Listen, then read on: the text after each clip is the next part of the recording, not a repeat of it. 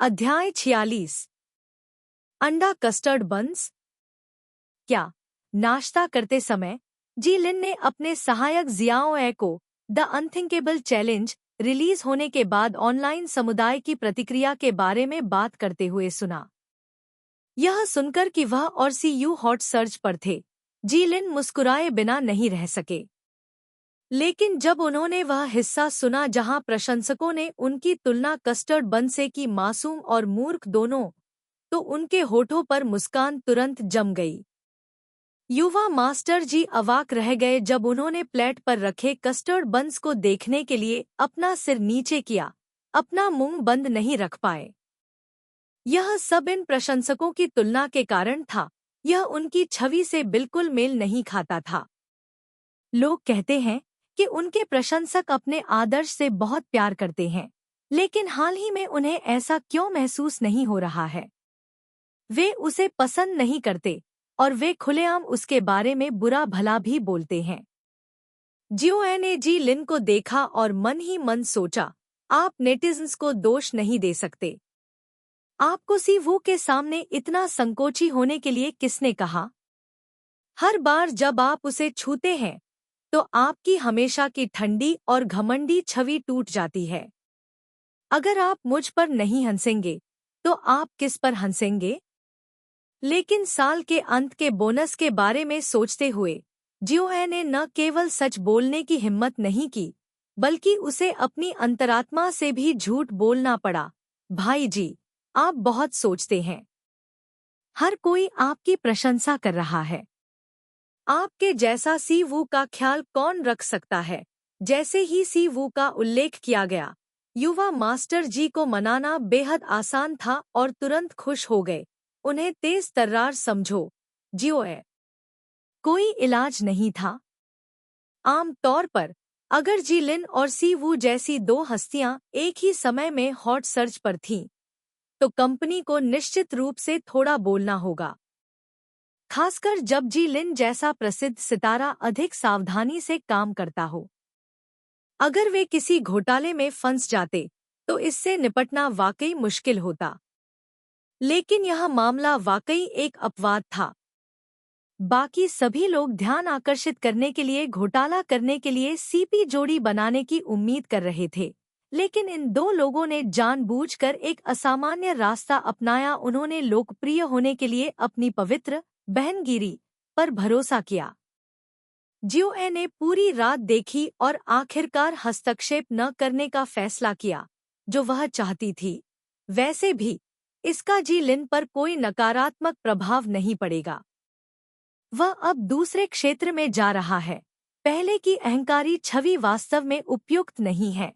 इस अवसर का उपयोग करके सभी को एक अलग दृष्टिकोण देना बुरा नहीं है। टीयूए के बिल्कुल विपरीत, तुवु के सहायक थम दुयेत ने लगातार बढ़ते खोज और शेयर की संख्या को खुशी से देखा। बहन तुवु, क्या हमें इस अवसर पर कुछ शब्द कहने चाहिए? थम दुयेत अपनी खुशी को बड़ी मुश्किल से रोक पाया। पहले तो उसने सोचा कि द अनथिंकेबल चैलेंज में सीयू की भागीदारी जी लिन के समर्थन की वजह से थी और शो में उसे बहुत ज्यादा स्क्रीन टाइम नहीं दिया जाएगा। लेकिन उसने वास्तव में यह उम्मीद नहीं की थी कि प्रसारण के बाद सीयू को सबसे ज्यादा ध्यान मिलेगा। सीयू के नाम वाला विषय एक समाचार में पहले स्थान पर था और बाकी सभी शीर्ष 50 में थे।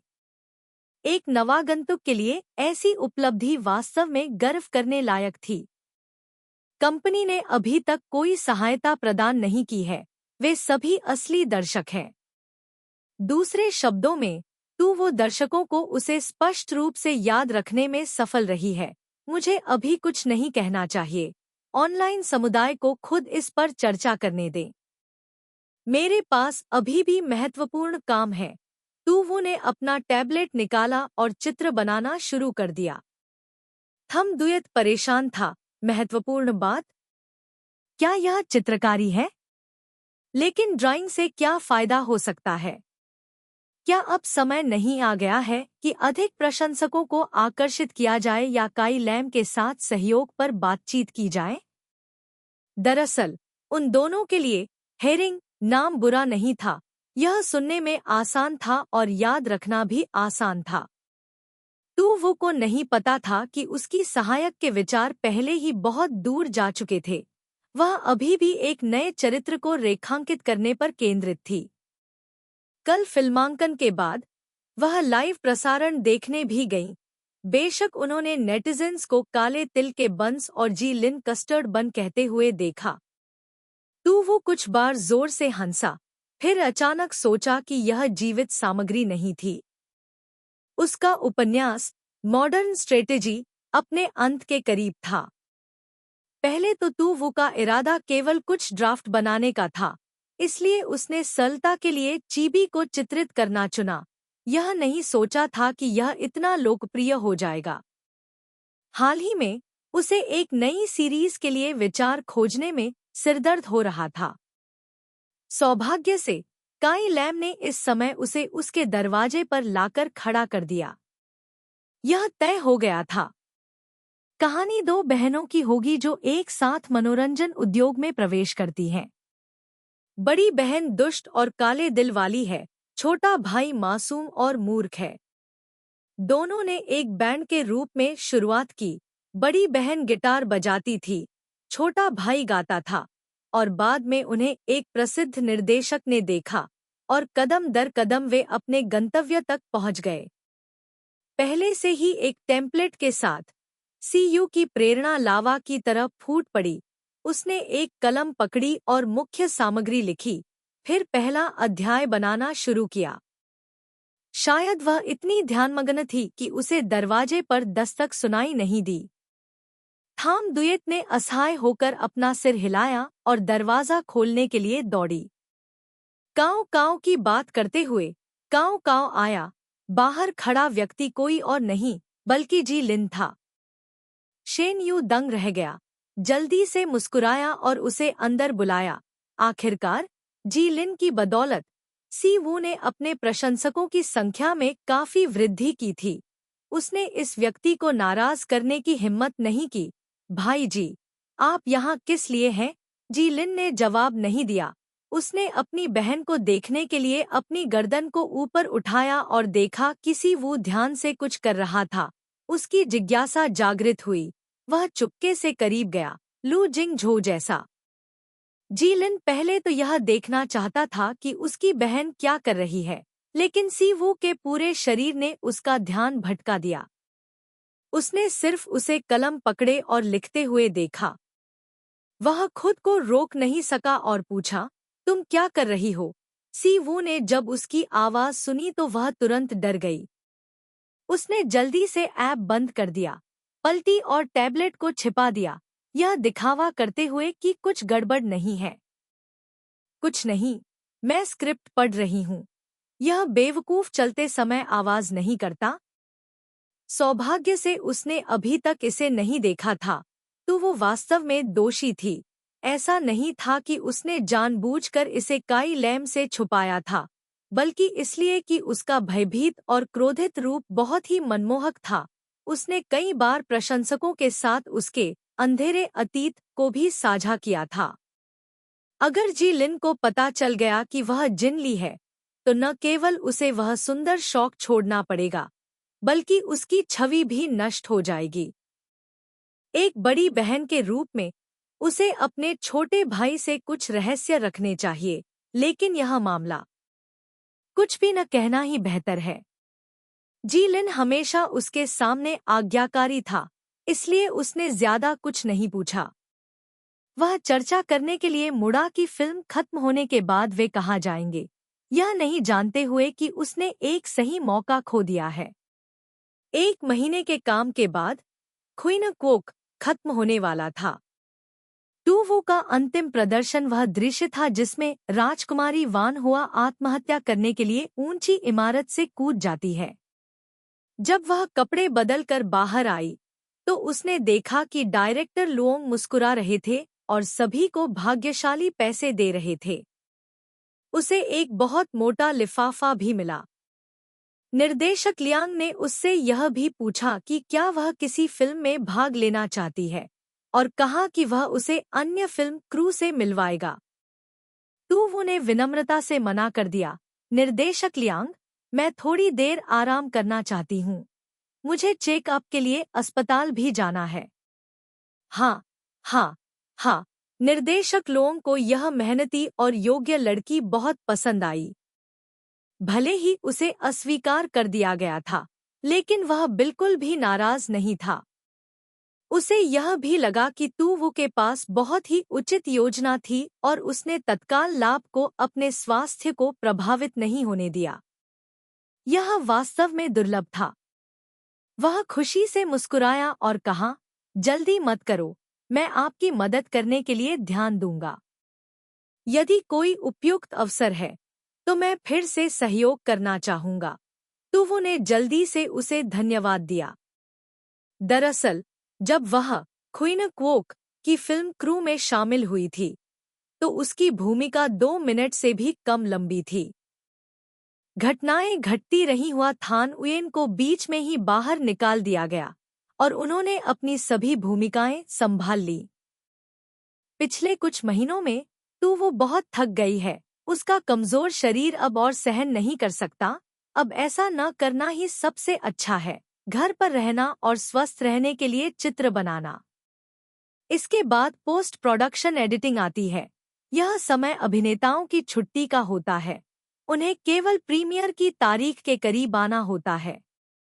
निर्देशक लोंग ने तूवू को यह भी बताया कि वह केवल कुछ महत्वपूर्ण पार्टियों में ही जाए।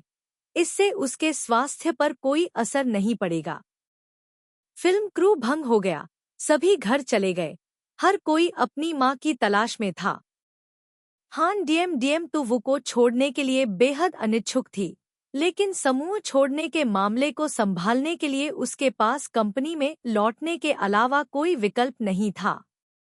वह अनिच्छा से केवल अलविदा कह सकती थी। मैं उस समय को नहीं भूलूंगी जब तुमने मुझे गड्ढे में धकेल दिया था। तुमने मुझे कैम ली की नई श्रृंखला सेसम सीड्स एंड एग्स से परिचित कराया, जिसमें केवल 3 अध्याय थे। तुमने मुझे उन 3 अध्यायों के साथ क्यों घसीटा? मैं इस दुश्मनी को याद रखूंगी और अगली बार इसका बदला लूंगी। तूवू उसे दोष दे। काई लैम एक तरफ खड़ी थी। कैमली अभी भी क्यों दिखाई दी? तिल और अंडे एक कॉमिक श्रृंखला है जिसे उन्होंने वास्तविक पात्रों के आधार पर तैयार किया है, अपनी असली पहचान छिपाए बिना। हर कोई इसे देखकर बता सकता है। काले तिल और कस्टर्ड अंडे के पात्रों का संयोजन उस समय बहुत लोकप्रिय था, इसलिए कॉमिक ने रिलीज होते ही बहुत सारे प्रशंसकों को आकर्षित किया। जब उन्हें पता चला तो सभी के चेहरे पर भाव, हे भगवान, आप अभी भी ऐसा कर सकते हैं? जब जी लिन को पता चला तब तक बहुत देर हो चुकी थी। प्रशंसकों ने सभी टिप्पणियों को स्पैम कर दिया। जीजी को उनकी पहली कॉमिक के लिए बधाई। वह इतना क्रोधित था कि उसके दांत खुजलाने लगे, लेकिन वह उत्सुक था कि इस बार कैम ली क्या चालें चलेगी, इसलिए उसने क्लिक किया और चुपके से 2 पेज पढ़े। उसके बाद, इस कैम ली लड़के के भी अपने अच्छे गुण हैं। इतनी प्यारी बड़ी बहन का चित्र बना रहा है। प्यारा चेहरा, प्यारा व्यक्तित्व, हर चीज में प्यारा। उसकी एक सुंदर और मनमोहक बड़ी बहन के चित्र के लिए वह इस बार उदार होगा और उसे माफ कर देगा। युवा मास्टर जी ने चुपके से इस श्रृंखला को अपनी लाइब्रेरी में जोड़ लिया और यहाँ तक कि इसे विशेष ध्यान देने के लिए सेट कर दिया, ताकि जब इसे अपडेट किया जाए तो निश्चित रूप से एक अधिसूचना होगी और उसे बिल्कुल भी नहीं लगा कि कुछ भी गलत था। श्रृंखला समाप्त हो गई थी और जी लिन स्वाभाविक रूप से सीयू का पीछा करते हुए जियांग चेंग वापस आ गया। जैसे ही वे हवाई अड्डे पर पहुंचे, जी परिवार के अंगरक्षकों ने दोनों को रोक लिया। जी लिन ने भौहें सिकोड़ी, उसकी आंखें अधीरता से भर गईं और उसने ठंडे स्वर में पूछा, तुम लोग क्या करना चाहते हो? मुझे घर जाने के लिए मजबूर करना चाहते हो? युवा स्वामी, आपने गलत समझा। हम आपको खोजने नहीं आए हैं, लेकिन मैडम ने हमें एक अतिथि को लेने के लिए कहा है। वे लोग काई लैम का सम्मान करते थे, लेकिन उनकी नजरें अभी भी तू वो पर टिकी थी। हालांकि आवाज विनम्र थी, लेकिन रवैया बेहद घमंडी था। हमारी मैडम इस मिस चू से बात करना चाहती हैं। मुझे आश्चर्य है कि क्या आप साथ आ सकते हैं। बिल्ली। अगला अध्याय बिगाड़ो। जीटी। दोआन नुह लैंड ठंडी हंसी हंसी। चू तुवु के पास कितने पाउंड और ऑन्स हैं? क्या तुम्हें नहीं पता? पूछने का क्या फायदा?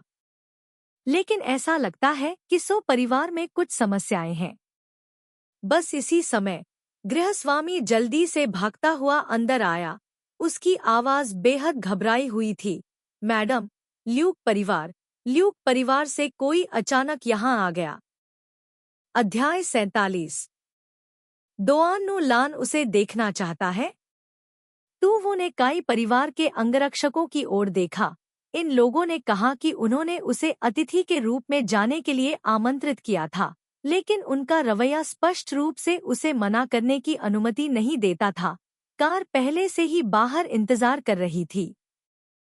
वो ने भविष्यवाणी की थी कि काई लैम के इतने करीब होने के कारण जल्दी या बाद में दोआन नुह लान का एक दिन ऐसा आएगा जब वह शांत नहीं बैठ पाएगी। लेकिन उसने यह उम्मीद नहीं की थी कि वह इतनी अधीर थी, ठीक उसके बेटे के सामने जो उसे जाने के लिए आमंत्रित करना चाहता था। दोआन नुह लान अपने पूर्व पति की बेटी को अपने जीवन पर दाग मानती थी।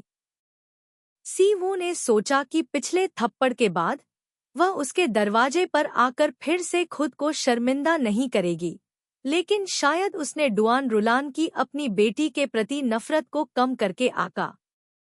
अगर डुआन रुलान पहले से ही उससे नफरत करती थी, तो वह उसे और भी परेशान करना चाहती थी।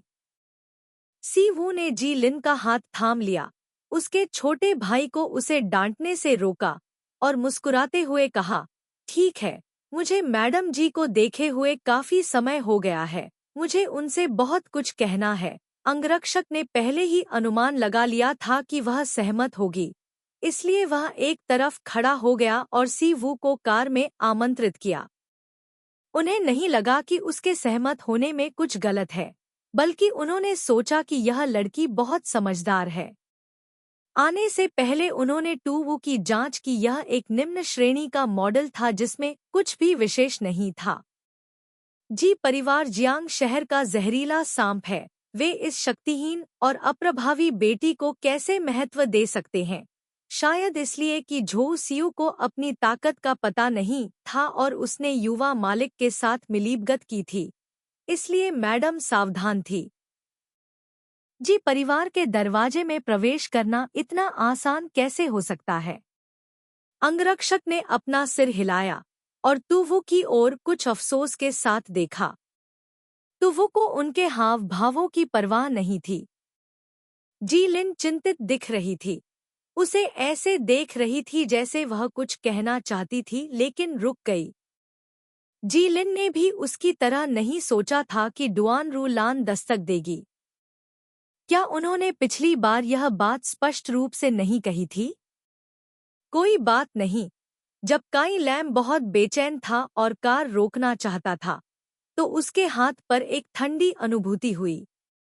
उसने सिर घुमाकर देखा। वो ने उसकी तरफ नहीं देखा बल्कि सीधे सामने देखा। धीरे से कहा, डुआन रू लैन मुझे क्यों ढूंढ रही है, इसका कारण मैं अच्छी तरह से जानती हूँ। इसीलिए उसने ल्यूक परिवार के अंगरक्षकों को रोका। हालांकि ऐसा करने से अगले ही पल वो परिवार के कानों तक खबर फैल जाती, लेकिन वो को कोई आपत्ति नहीं थी। वो की यह बात सुनकर काई लैम थोड़ा शांत हो गई। उन्होंने इस तथ्य को हल्के में नहीं लिया कि उनकी बहन ने बिना किसी भावना के अपनी जैविक माँ का पूरा नाम पुकारा, मानो वह किसी अजनबी के बारे में बात कर रही हो। इस वजह से उसका दिल थोड़ा हल्का महसूस हुआ।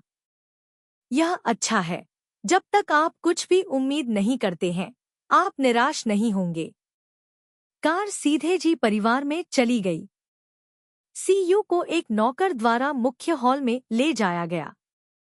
उसने देखा कि डुआन रुलान कुर्सी पर सीधी बैठी हुई थी।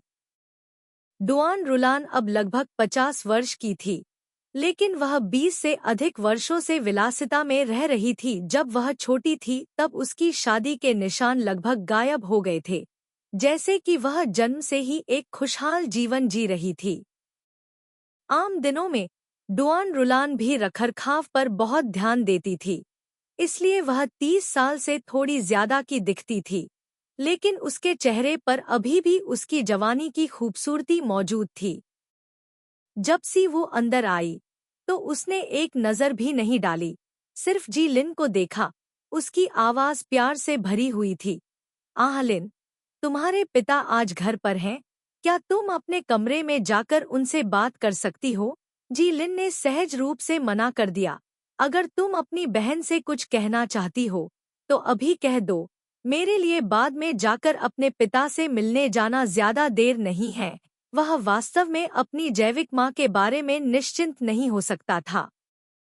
जी लिन के मुंह से बहन शब्द सुनकर डुआन रुलान की अभिव्यक्ति थोड़ी सख्त हो गई। उसके लंबे, सावधानी से काटे गए नाखून चुपचाप उसके शरीर में गड़ गए। केवल अब डुआन रुलान ने सी वू को देखा। उसकी छुपती निगाहों के नीचे यह बेटी खामियों से भरी हुई थी। तू वो ने उसे उसकी खराब शादी की याद दिला दी जब वह पैदा हुई थी। तब से सभी को हार माननी पड़ी थी। डुआन नु लान को आज भी वह छोटा, संकरा कमरा साफ साफ याद है, जिसमें पारंपरिक चीनी दवा की खुशबू भरी हुई थी। यह उसके दिल पर भारी छाया की तरह था। सौभाग्य से उसकी मुलाकात क्या वान चोंग से हुई और वह उस नारकीय जीवन से बच निकली। डुआन नु लान ने कभी भी तुवु के प्रति दोषी महसूस नहीं किया। नहीं, उसने कभी महसूस किया कि अपनी बेटी को उसके प्रेमी के पीछे छोड़ देना गलत था। भले ही तुवु मर जाए, वह केवल अपने भाग्य को बुरा ही समझेगी। इस बार उसने तुवु की तलाश करने की पहल की। डुआन नु लान का दिल बेहद असहज था। अगर संभव हो तो वह अपने जीवन के बाकी समय में इस शापित कर्जदार से दोबारा नहीं मिलना चाहती थी। यह सब इसलिए था क्योंकि तुवु और काई लैम ने जिस गेम शो में भाग लिया था वह बहुत हॉट था, और ऐसे नेटिजन्स भी थे जो दूसरे लोगों के व्यवसाय में हस्तक्षेप करते थे, उनके बीच बहन के प्यार के बारे में कुछ कहते थे। यह पढ़कर डुआन नु लान को इतना गुस्सा आया कि उसका पूरा शरीर कांप उठा। उसकी सहेलियों ने भी उसे चिढ़ाने के लिए यह बात उठाई। नहीं, नहीं, अगर यह बात पता चल गई तो क्या होगा? उसकी प्रतिष्ठा, उच्च वर्ग में उसका रुतबा, यह सब उस नीच बेटी चू तुवु द्वारा नष्ट कर दिया जाएगा। इसलिए डुआन रुलान ने पहले हमला करने का फैसला किया। श्रीमती जी, इतनी जल्दी क्या है? सीयू बेहद शांत थी। उसे बहुत पहले से डुआन रुलान के लिए कोई भावना नहीं थी। उसका रवैया उसे प्रभावित नहीं करेगा। डुआन रुलान ने शांत रहने की कोशिश की, एक मुस्कान को मजबूर किया और अपनी घृणित बेटी को देखा। आज मैं तुम्हारे साथ कुछ चर्चा करना चाहती हूँ। तुम अभी भी छोटी हो। तुम नहीं जानती कि मनोरंजन उद्योग में कितनी गंदी चीजें हैं। तुम जैसी एक अकेली लड़की दूसरों द्वारा तंग किए जाने से बच नहीं सकती। यह बहुत बेहतर होगा यदि कोई तुम्हारे पीछे खड़ा हो जो तुम्हारा समर्थन करे। तभी उसके फोन पर एक टेक्स्ट मैसेज आया। यह वास्तव में 5वें मास्टर लू का था। उन्होंने केवल इतना कहा, आप काई परिवार के पास क्यों जा रहे हैं? तो उन्हें संदेश भेजा, मुझे अपनी जैविक माँ का सम्मान करने के लिए मजबूर किया गया, और बिना ऊपर देखे ही उत्तर दिया, मैडम काई, कृपया खुलकर बोलें। मेरे जैसे युवा व्यक्ति को समझ में नहीं आता कि आप क्या सिखा रही हैं। क्या सिखा रही हैं? आप वास्तव में। डुआन रुलान की हथेली के नाखूनों से खून बहने लगा था। उसे अपनी बेटी से नफरत थी क्योंकि उसे यह नहीं पता था झो सियू जी परिवार की निवेश परियोजनाएं, जिसमें भविष्य में बड़ी ब्लॉकबस्टर फिल्में शामिल हैं, मैं तुम्हें मुख्य महिला भूमिका पाने में मदद कर सकती हूँ, लेकिन शर्त यह है अगर भविष्य में एलिन दिखाई देती है तो तुम भाग नहीं ले सकती। जीलिन बहुत समय से खुद को रोके हुए था, क्योंकि सियू ने उसे चुपके से आश्वस्त किया था, इसलिए उसने कुछ नहीं कहा। लेकिन अब वह खुद को और नहीं रोक सका। तुम्हारा क्या मतलब है, माँ? डुआन रुलान ने जी लिन को घूर कर देखा। वह वास्तव में यह नहीं समझती कि यह बेटा, जो हर तरह से उत्कृष्ट है, जानबूझकर चूतुवो के करीब क्यों रहना चाहता है। एलेम, तुम्हें इस बारे में चिंता करने की जरूरत नहीं है। मैं तुम्हें कोई नुकसान नहीं पहुंचाऊंगा। यह सब तुम्हें इसमें शामिल होने से रोकने के लिए है, समझती हो? डोआन नू लैन की आवाज बेहद सख्त थी। उसकी आंखें वास्तव में सी वू की तरह ही थीं, लेकिन दुर्भाग्य से उनमें केवल क्रूरता और षड्यंत्र था। सुंदर लचीलापन पूरी तरह से छिपा हुआ था। सी वू ने जी लिन को रोकने के लिए हाथ बढ़ाया। फंसाया गया? यह मैडम जी का मुख्य कारण होना चाहिए, है न? पहले आपने भी सोचा था कि मैंने आपको फंसाया है, इसलिए आपने बिना किसी अपराध के अपनी बेटी को प्रेमी के पीछे भागने के लिए छोड़ दिया। डुआन रू लान ने हांफने के लिए अपना मुंह खोला, लेकिन इससे पहले कि वह खंडन कर पाती, सी वू ने बीच में टोक दिया। क्या आपने ये शब्द अपनी जैविक माँ के रूप में कहे थे या मैडम जी की चेतावनी के रूप में? और आपने ऐसा क्यों सोचा कि मैं केवल मनोरंजन में ही रह सकती हूँ, जैसे कि अगर मैं उस जगह से चली गई तो मैं मर जाऊंगी? सी वू ने कोई कठोर शब्द नहीं कहे, लेकिन डुआन रू लान के प्रति हर शब्द उसका मजाक उड़ा रहा था। उसका गुस्सा अपने चरम पर पहुंच गया था। वह ठिठुरते हुए हंस पड़ी। अगर एलिन का मार्गदर्शन न होता तो आपको क्या लगता है कि आप कहाँ जा सकते थे? चू सी वू, आप जैसी कमजोर, आपकी भूमिका मेरी मदद करना था। वह सोचती है कि अगर वह मनोरंजन उद्योग छोड़ देगी तो उसे कौन स्वीकार करेगा? न पैसा, न दवा। वह कब तक जीवित रहेगी? वो हमेशा की तरह शांत रही।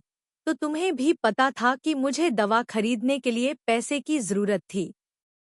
जब तुमने घर में बची हुई सारी कीमती चीजें ले ली, तो तुम चाहते थे कि मैं मर जाऊं, है ना, माँ? जी लिन ने आश्चर्य में अपनी आंखें चौड़ी कर ली, तुरंत अपना सिर डुआन रुलान को देखने के लिए घुमाया।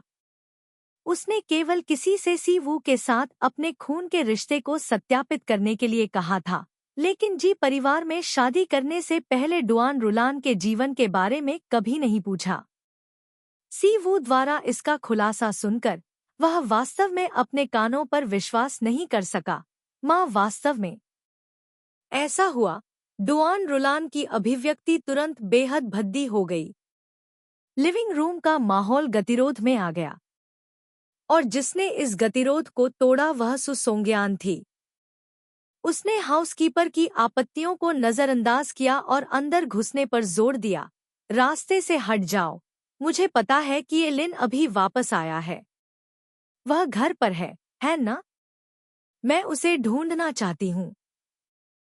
तुम? सु सोंग्यान इस समय सी वू के आमने सामने थी। वह कुछ सेकंड के लिए स्तब्ध रह गई और फिर अपने सामने बैठे व्यक्ति की ओर इशारा किया, झो सी वू।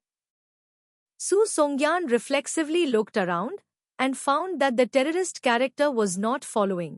So she let out a sigh of relief, her tense body loosened a little. Scared to death, when she saw CW, she immediately remembered the previous struggle. That time, she went home and told her father that she seemed to have offended the girlfriend of the Luk NGU family. Her father was so angry that he almost beat her. She was even locked in the house for a month and was only released today. The Su family naturally wanted to go and make amends with the Luk NGU family, but this person was not so easy to meet. The Su family had no choice but to go and find CW, but before they could even see him, they were chased out by the Luk family's bodyguards. Only then did the Su family realize that offending someone should not be done. The Luk Ngu family normally did not like women, but now he was trying his best to protect a girl. This proved that in his heart CW was very special. Su Songgyan actually went to such lengths to seek death with someone, afraid of living too long, right? A month of being दरवाजा बंद था और चू परिवार के लोगों ने बारी बारी से चू सोंग्यान को याद दिलाया और निर्देश दिया, उसे सलाह दी कि अगर वह सी वू से मिले तो उसे शांति स्थापित करनी चाहिए। संक्षेप में, वे लू वो परिवार को चू परिवार की ईमानदारी दिखाने के लिए हर संभव प्रयास करेंगे। इस समय चू सोंग्यान को भी बड़े के निर्देश याद आ गए और उसने तुरंत अपने शब्दों को बदल दिया और अधिक से अधिक अनुशासित हो गई। बहन सी वू जी लिन की अभिव्यक्ति ऐसी थी जैसे वह एक मक्खी खा रही हो। इस छोटे से तानाशाह ने अपना स्वभाव बदल लिया। इसलिए सोंग नियन को उम्मीद नहीं थी कि जब वह क्या के घर पहुंचेगी तो उसे तू वो दिखाई देगी। उसे पछतावा हुआ कि उसने जाते समय कुछ भी तैयार नहीं किया और अब उसके पास कोई उपहार भी नहीं था। घियन, यहाँ आकर बैठो। दोआन नू लान ने सो सोंग नियन की बातें नहीं सुनी। जैसे ही उसने देखा कि कौन आया है, वह तुरंत खुश हो गई। सोंग घियन उन लड़कियों से सबसे ज्यादा नफरत करती थी जो काई लैम से संपर्क करने का इरादा रखती थी और उनके साथ बिना किसी शिष्टाचार के पेश आती थी। अगर वह तुवू को देखती तो क्या वह उसे भगा नहीं देती? सु सोंग्यान ने 2 कदम आगे बढ़ाए, फिर उसे कुछ याद आया और वह रुक गई, पीछे मुड़ी और सी वू की आस्तीन पकड़ने की कोशिश की। यह देखकर कि उसने कोई आपत्ति नहीं की, उसने हिम्मत करके उसे सोफे के करीब खींच लिया। बहन, बैठ जाओ। क्या तुम्हें कुछ पीना है? मैं तुम्हारे लिए लाती हूँ। जी लिन दंग रह गई। यह सु सोंग्यान नहीं है, है न? दोआन नू लान की मुस्कान तुरंत सख्त हो गई। उसने गलत तरीके से देखा होगा, है ना? सो सोंग निहियन उस बच्चे के प्रति इतना विनम्र क्यों है? सबकी निगाहों के सामने सो परिवार की छोटी राजकुमारी तुवो के लिए चाय और पानी डालने में बहुत ध्यान से लगी हुई थी, यहाँ तक कि उसे देने से पहले चाय को ठंडा करने के लिए उस पर फूंक भी मार रही थी। यहाँ तक कि जब उसके पिता यहाँ आए तो भी वे उस पर बिगड़ी हुई 3 शब्द नहीं देख पाए। काई लैम और दोआन नू लान बहुत डरे हुए थे, खास तौर पर दोआन नू लान। उसने बचपन से ही सो सोंग निहियन को बड़ा होते देखा था, लेकिन क्या उसने कभी उसे इतना विनम्र व्यवहार करते देखा था? चू तू वो ऐसा कैसे कर सकता था? डुआन रुलान को समझ नहीं आया, इसलिए उसने पूछने की कोशिश की, यान यान, तुम सही समय पर आई हो, मुझे तुमसे कुछ कहना है। सु सोंग्यान को तभी पता चला कि कमरे में कोई और भी था और तुरंत सीधा बैठ गया। आंटी, मुझे बताओ। डुआन रुलान ने सी यू को देखा। यह इस तरह है, मैंने अभी झो सी यू से कहा, मनोरंजन उद्योग में अकेले रहना उसके लिए कठिन है, आपको समझना चाहिए, है ना? सु सोंग्यान को समझ में नहीं आया। अकेले? ऐसा कैसे हो सकता है? क्या तुम मुझसे मजाक कर रही हो? क्या तुम्हें नहीं पता? वाह! सी यू ने अचानक उसकी कमर पर चुटकी काटी। सु सोंग्यान को इतना दर्द हुआ कि वह अगला वाक्य भी नहीं बोल पाई। अगर कोई और होता तो वह उन्हें थप्पड़ मार देती, लेकिन उनके बगल में बैठा व्यक्ति तू वो था, इसलिए सो सोंग नियन ने एक शब्द भी कहने की हिम्मत नहीं की। अगर उसे कुछ कहने की अनुमति नहीं होती तो वह कुछ भी नहीं कहती, लेकिन इस समय चू तू वो की आंखें वास्तव में लून गुजिया की तरह लग रही थी। पति और पत्नी की नजर, जीटी। दोआन नू लैन को संदेह हुआ। घियन घियन, स्पष्ट रूप से बोलो, क्या ऐसा कुछ है जो मुझे नहीं पता? उसे विश्वास नहीं हुआ कि झो सियू में उसकी हथेली से बाहर निकलने की क्षमता थी। सु सोंग्यान के असामान्य व्यवहार को देखकर उसे डर था कि सियू का सु परिवार से कोई संबंध है। उस स्थिति में उसके पास कार्रवाई करने का कोई साधन नहीं होगा। सु सोंगयान ने अपने दिल में एक बड़ा रहस्य छिपा रखा था। इसमें शामिल व्यक्ति उसके ठीक बगल में बैठा था। इसे कहने की हिम्मत कौन करेगा? सु परिवार के बुजुर्गों के निर्देश प्रभावी होने लगे। सु सोंगयान ने अपना सिर हिलाया। चाची, मुझसे अब और मत पूछो। अगर सियू यह कहना चाहती है तो वह आपको बता देगी। डुआन रुलान ठिठोली से हंसा। क्या वह नहीं जानती थी कि झो सियू के पास कितने पाउंड और टेल्स थे? उससे पूछने का क्या फायदा था? लेकिन ऐसा लग रहा था कि सु परिवार को कुछ समस्या थी। तभी बटलर जल्दी से अंदर भागा। उसकी आवाज बेहद घबराई हुई थी। मैडम, लू परिवार का कोई व्यक्ति अचानक यहाँ आ गया। डुआन नु लान एक पल के लिए स्पष्ट रूप से सुन नहीं सका। कौन आ रहा है? कैसी उलझन? बटलर ने हांफते हुए कहा। लू परिवार, रोंगचिंग लू परिवार। डुआन नु लान की प्रतिक्रिया का इंतजार किए बिना वह जल्दी से क्या वैन चोंग को बताने के लिए ऊपर की ओर भागा। डुआन नु लान ने डरने से पहले एक पल सोचा। ल्यूक जिया, उनका लू परिवार से कोई संबंध नहीं है। नहीं, यह कहा जाना चाहिए कि जी वेन्झांग का सबसे बड़ा लक्ष्य लू परिवार की बड़ी नाव पर पहुंचना है। भले ही वे जियांग सिटी के बड़े लोग हैं, लेकिन लू परिवार की तुलना में वे वास्तव में कुछ भी नहीं हैं। उसी समय ने अपने कपड़े उतारे। जी वेन्झांग को देखते हुए, जो जल्दबाजी में सीढ़ियों से नीचे चल रहा था। वेन्झांग, क्या हुआ था? जी वेन्झांग व्यवसाय की दुनिया में एक चालाक लोमड़ी थी। वह अपने चेहरे पर अपने आनंद या गुस्से को नहीं दिखा सकती थी, जो कि उसके पास नहीं थी, वह उसके पास थी। बेटी की जी लिन घर ले जाएगी जब अवसर पैदा हुआ। डूब गया और चिल्ला रहा हो। आप इन लोगों का पीछा क्यों नहीं कर रहे हैं? रुआलान, आप और मैं आपका स्वागत करने के लिए बाहर जाएंगे। एक लिन, आप भी जा रहे हैं। लू परिवार का हमारे साथ कुछ भी नहीं करना है। इस बार दरवाजे पर आने के लिए कुछ बड़ा होना चाहिए। जी वेन्झांग ने अपने दिल में सोचा था, क्योंकि वह लू परिवार को खुश करने की कोशिश कर सकता है। अपने हाथ की हथेली। न केवल लू परिवार से दोस्ती करने के लिए इस अवसर को उच्च वर्ग में जी वेन्झांग बगल में जा सकते हैं, जो कि जियांगचिंग की योजना है।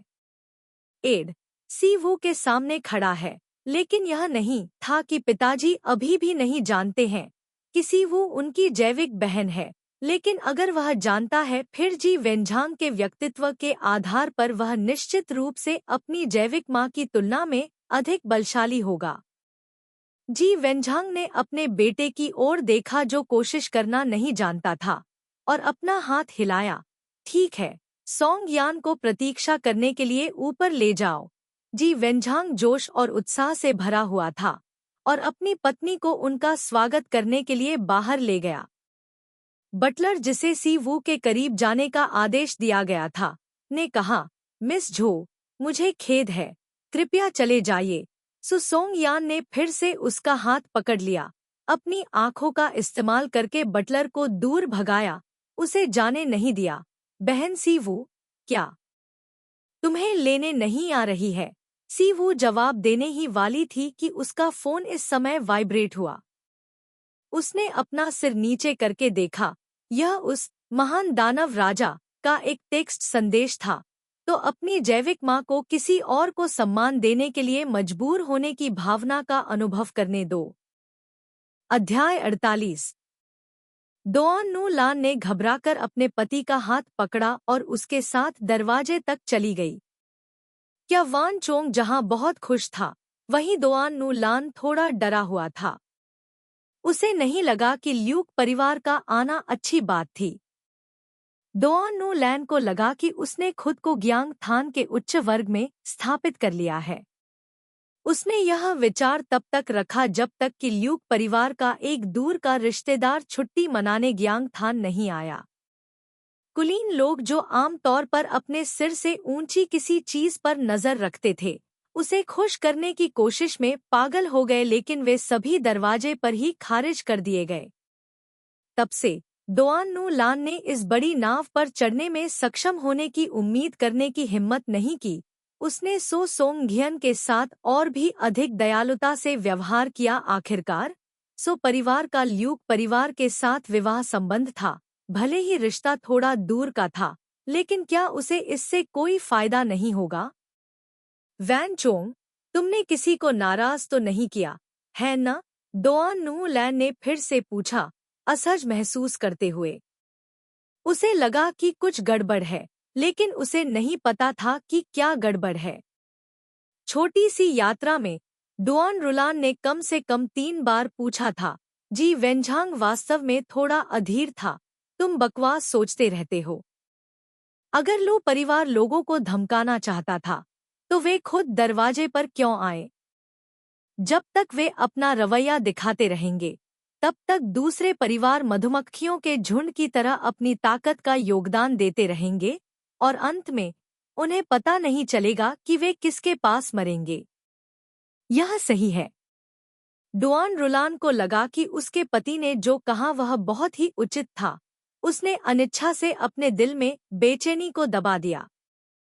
यह उस शापित बेटी की वजह से होगा जो अच्छे और बुरे को नहीं जानती थी कि वह इतनी गुस्से में थी कि उसका दिमाग सुन्न हो गया था। इतना क्यों सोचना? अगर क्या वान चोंग को इतना भरोसा है तो कुछ नहीं होगा। डोआन नू लान राहत महसूस करती है और उच्च वर्ग की महिला के रूप में अपनी सामान्य उपस्थिति में लौट आती है। वह जी वेंझांग के बगल में खड़ी होकर धीरे से मुस्कुराई। दंपति ने हाथ पकड़े और दरवाजे से बाहर चले गए। तुरंत दरवाजे के बाहर बड़े करीने से खड़ी कारों की एक लंबी कतार देखी। यह इस समय था जब जी वेंझांग ने पाया कि कुछ गड़बड़ है। यह जगह एक बेहद शानदार विला क्षेत्र था। आसपास के पड़ोसी साधारण लोग नहीं थे। लू परिवार से कोई आया था। उन्हें पता होना चाहिए। यह इतना शांत क्यों था? इससे पहले कि वह कुछ सोच पाता, आगे वाली कार का दरवाजा खुला और एक अत्यंत सुंदर युवक बाहर निकला। क्या वान चोंग ने जल्दी से अपनी पत्नी का हाथ पकड़ा और आगे बढ़ा। जब वह करीब गया, तो उसे एहसास हुआ कि यह व्यक्ति बहुत परिचित था। क्या यह हुआनघे का नया महाप्रबंधक नहीं था, ल्यूक परिवार का छोटा राजकुमार ल्यूक तिन्हचौ? जब ल्यूक तिन्हचाओ पदभार ग्रहण करने आए, तो वे हुआनघे द्वारा आयोजित भोज में भी शामिल हुए। हालांकि ल्यूक तिन्हचाओ के आसपास बहुत सारे लोग थे, क्यों वान चोंग ने केवल दूर से खड़े होकर देखने की हिम्मत की। बातचीत करने का कोई अवसर नहीं मिला। मैंने कभी उम्मीद नहीं की थी कि कुछ महीनों के बाद मैं उसे अपने घर पर दोबारा देख पाऊंगी। जी वेंझांग ने सोचा। लू शिंगझो के बारे में अफवाह थी कि वह लू परिवार का अगला मुखिया होगा। हुआन्ये को संभालने के लिए जियांगचेंग आना सिर्फ प्रशिक्षण के लिए था। अगर वह इस व्यक्ति को जान पाता।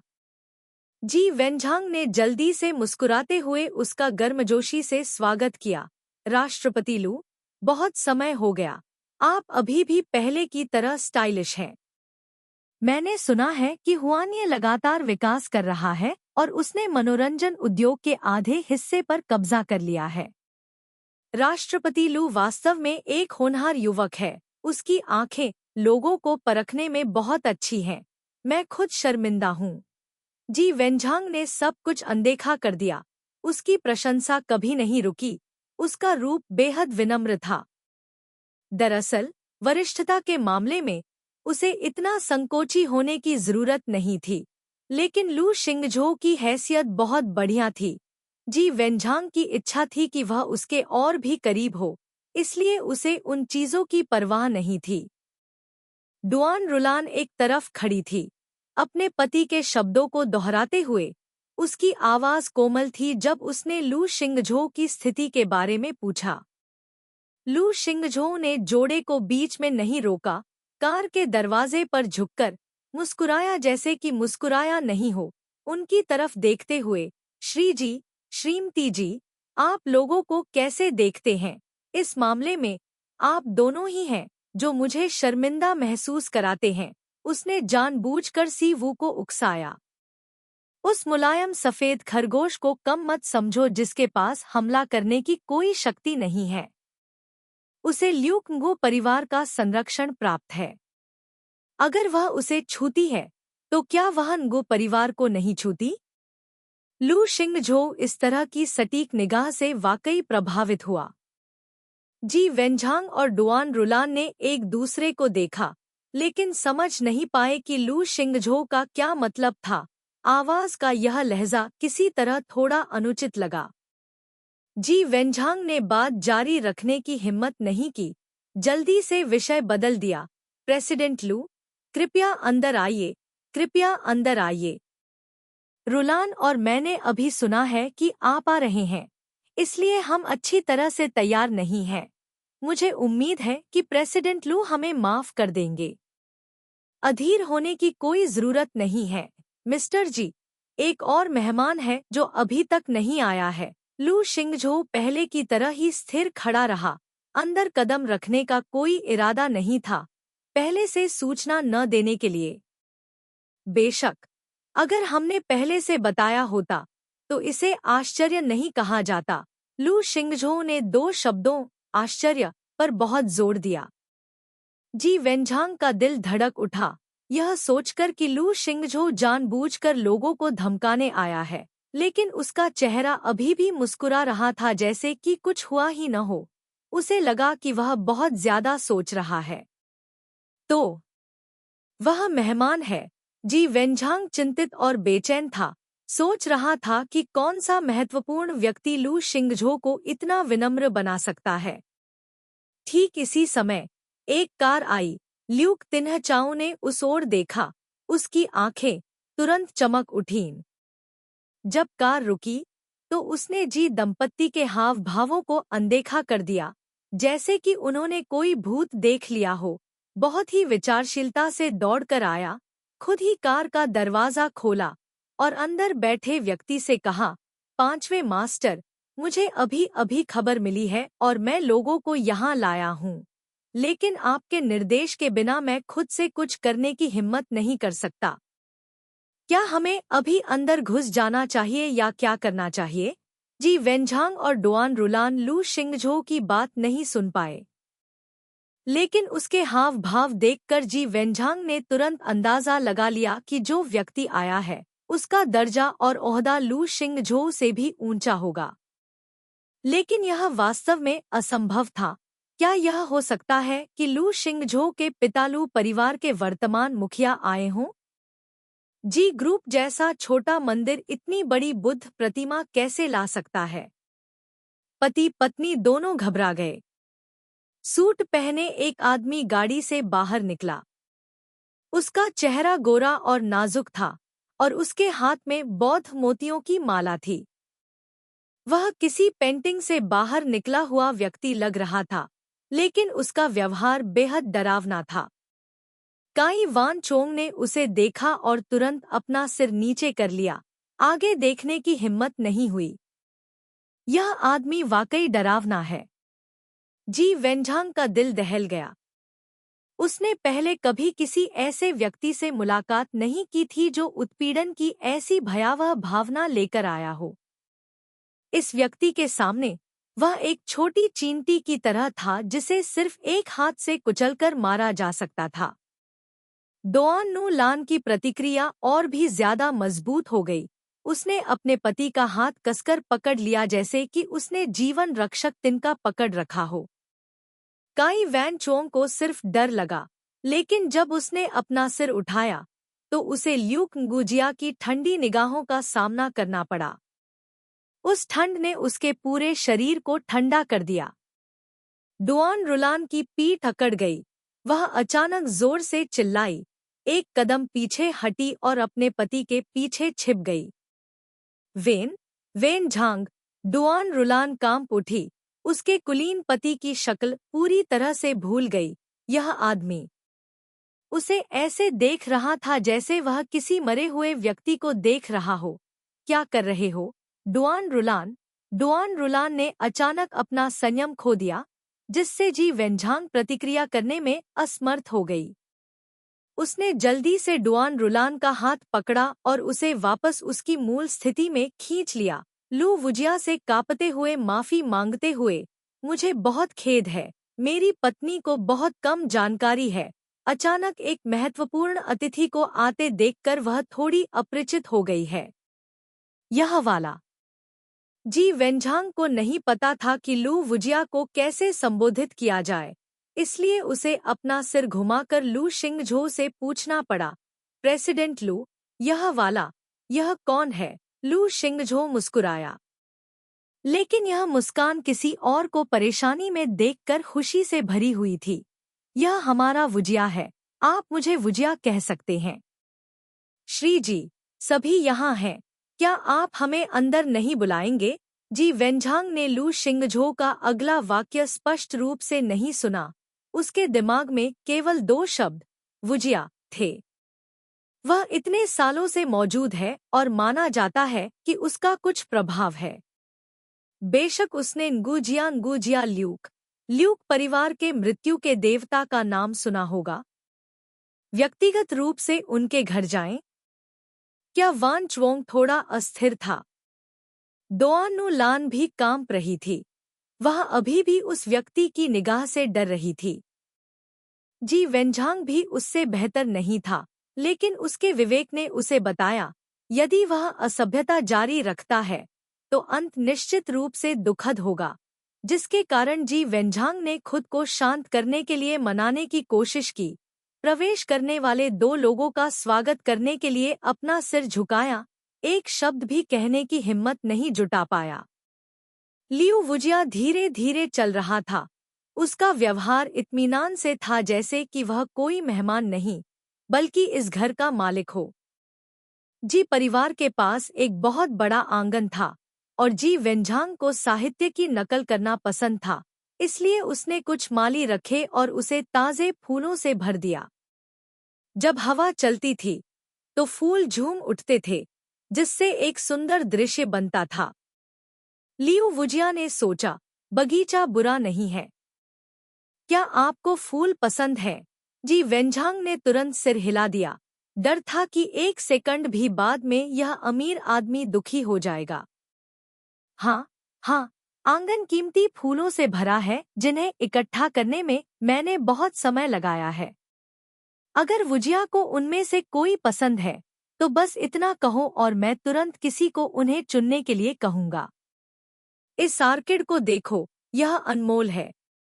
जी वेंझांग अंदर से बहुत खुश था, यह सोचकर कि उसे लियू वुजिया का शौक मिल गया था। उसने अपने दिमाग में फूलों के बारे में सारी छोटी छोटी जानकारियां निकालने की कोशिश की, चुपके से उन्हें खुश करने की कोशिश की और अंत में डुआन रुलान को भी अपने साथ खींच लिया। रुलान, क्या तुम्हें आम तौर पर फूलों की देखभाल करना पसंद नहीं है? जल्दी से कुछ फूलों को 5वें मास्टर से मिलवाओ। डुआन रुलान का पूरा शरीर अकड़ गया। अपने पति के चौकस और चापलूसी भरे रवैये को देखकर वह कैसे नहीं समझ सकती थी यह 5वां मास्टर ऐसा कुछ था जिसे वे बिल्कुल भी भड़का नहीं सकते थे। डुआन रुलान भी कुछ कहना चाहती थी, लेकिन वह आम तौर पर केवल थोड़ा पानी देती थी, कभी फूल लगाने जैसा भारी काम नहीं करती थी। वह वास्तव में कुछ भी नहीं जानती थी। 5वें मास्टर, वेनझांग, मुझे माली को बुलाने दो। डुआन रुलान ने लंबे समय तक सोचा, लेकिन फिर भी एक शब्द नहीं बोल सका। आप तो मेकअप के बारे में बहुत कुछ जानते हैं, फिर इस तरह के भारी काम के बारे में आपको कैसे पता होगा?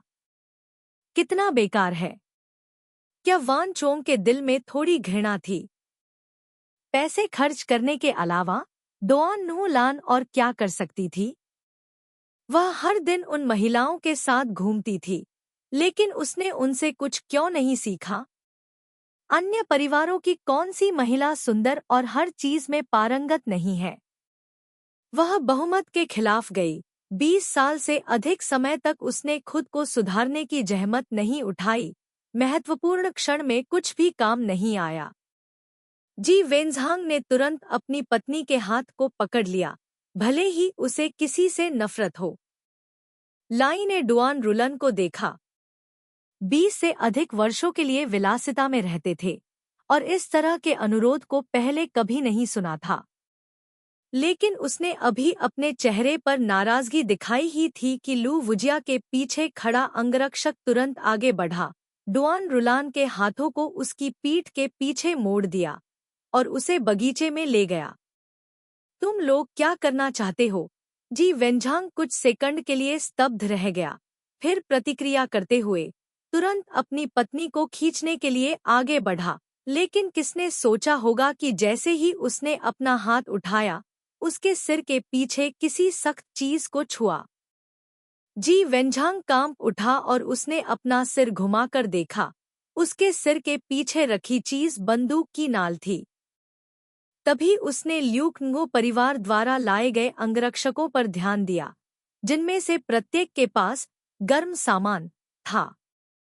इससे पहले जी वेन्झांग ने अफवाहें सुनी थी कि इस 5वें मास्टर के अधीनस्थ बंदूक और गोला बारूद डीलरों के एक विशाल नेटवर्क का प्रबंधन करते हैं।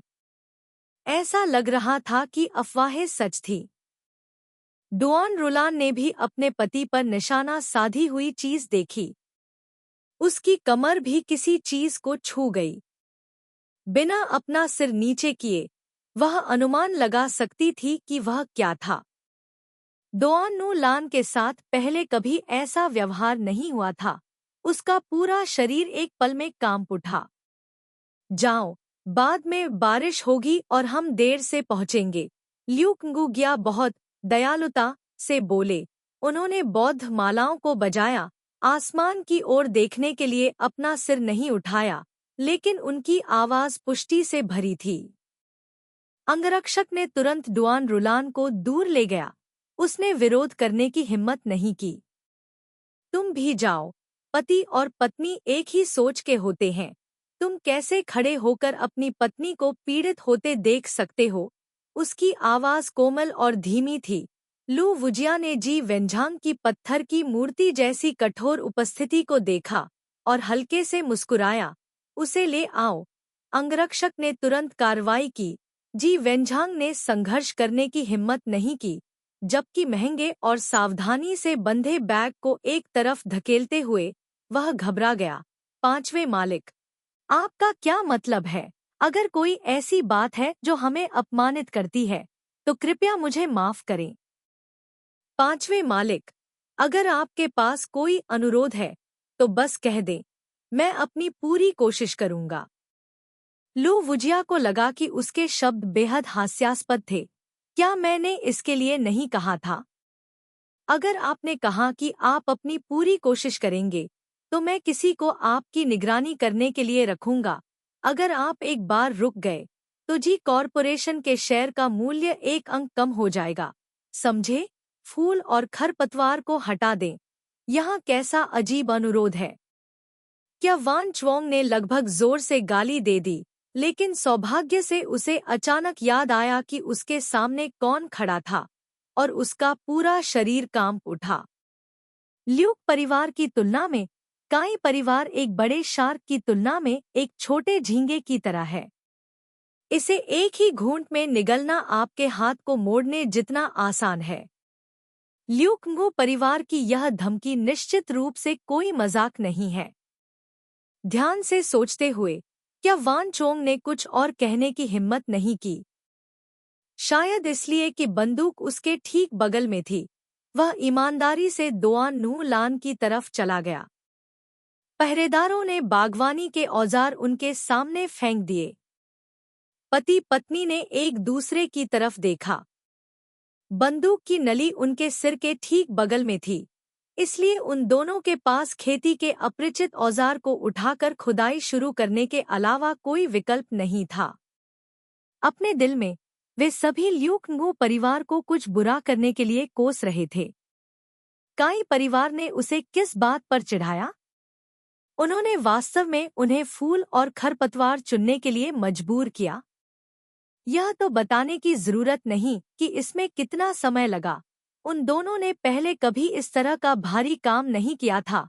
उनका आसन और जिस तरह से उन्होंने बल का इस्तेमाल किया वह पूरी तरह से गलत था, और 10 मिनट से भी कम समय में डुआन रुलान पहले से ही हांफ रही थी। उसे लग रहा था कि वह अब और नहीं कर सकती। मैडम जी, कृपया एक पल के लिए रुकें, अंगरक्षक ने भावशून्यता से कहा।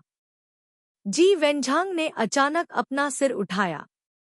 वह जीवन के लिए लालची था और पैसे से प्यार करता था, और विशेष रूप से ऐसी कोई भी चीज जो उसकी कंपनी को प्रभावित करती थी।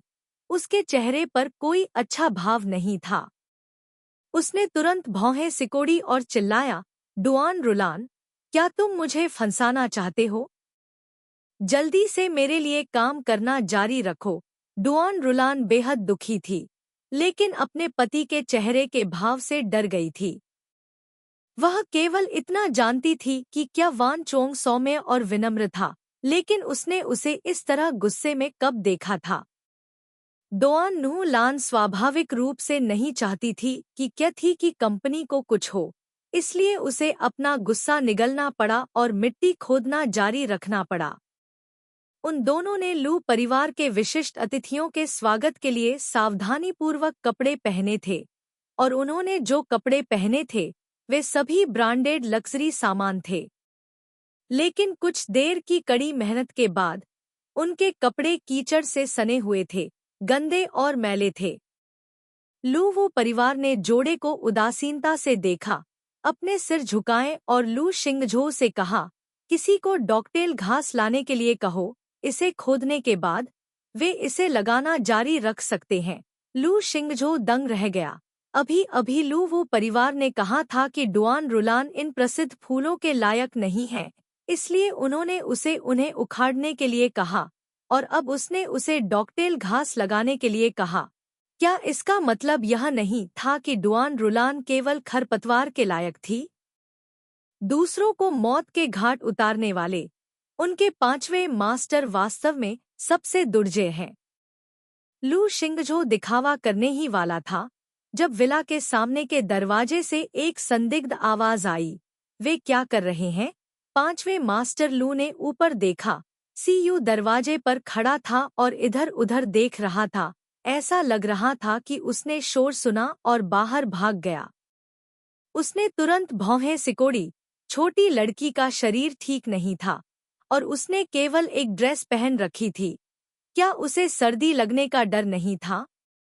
सोंग निहियन और काई लैम भी रन आउट हो गए। सो परिवार की छोटी राजकुमारी ने ल्यूक नगु परिवार को ऐसे देखा जैसे चूहा बिल्ली को देख लेता है, और वह तुवु के पीछे छिप गई। सीवू को उसकी परवाह नहीं थी। वह उत्सुकता से बगीचे में लोगों को देख रही थी। जी दंपत्ति को पहचानने से पहले काफी देर तक देखती रही। तुमने उन्हें ऐसा करने के लिए मजबूर किया। सीवू चौंक गई। उसने अपना सिर घुमाया और पाया कि लू वू जिया किसी समय उसके सामने आया था, बहुत स्वाभाविक रूप से उसका छोटा सा हाथ पकड़कर उसे कमरे में खींच रहा था। यह नहीं जानते हुए कि क्या यह इसलिए था क्योंकि इस व्यक्ति ने पहले उसकी जान बचाई थी। सीवू अब उससे पहले की तरह डरती नहीं थी।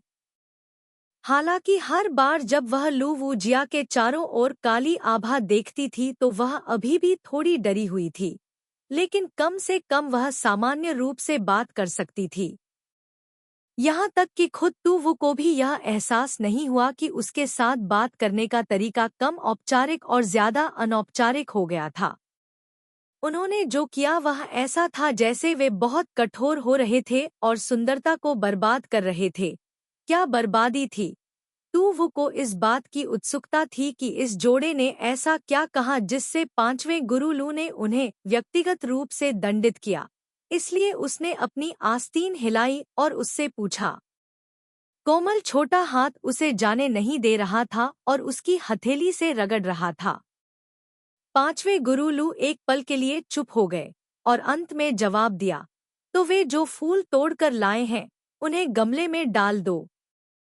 अगर तुम्हें यह पसंद है तो मैं किसी को इसे लाने के लिए कहूंगा। लू शिंगझो एक तरफ खड़ा होकर सुनने लगा। 5वें गुरु द्वारा बुद्ध को अर्पित करने के लिए फूल उधार लेने की यह चाल वाकई अद्भुत थी।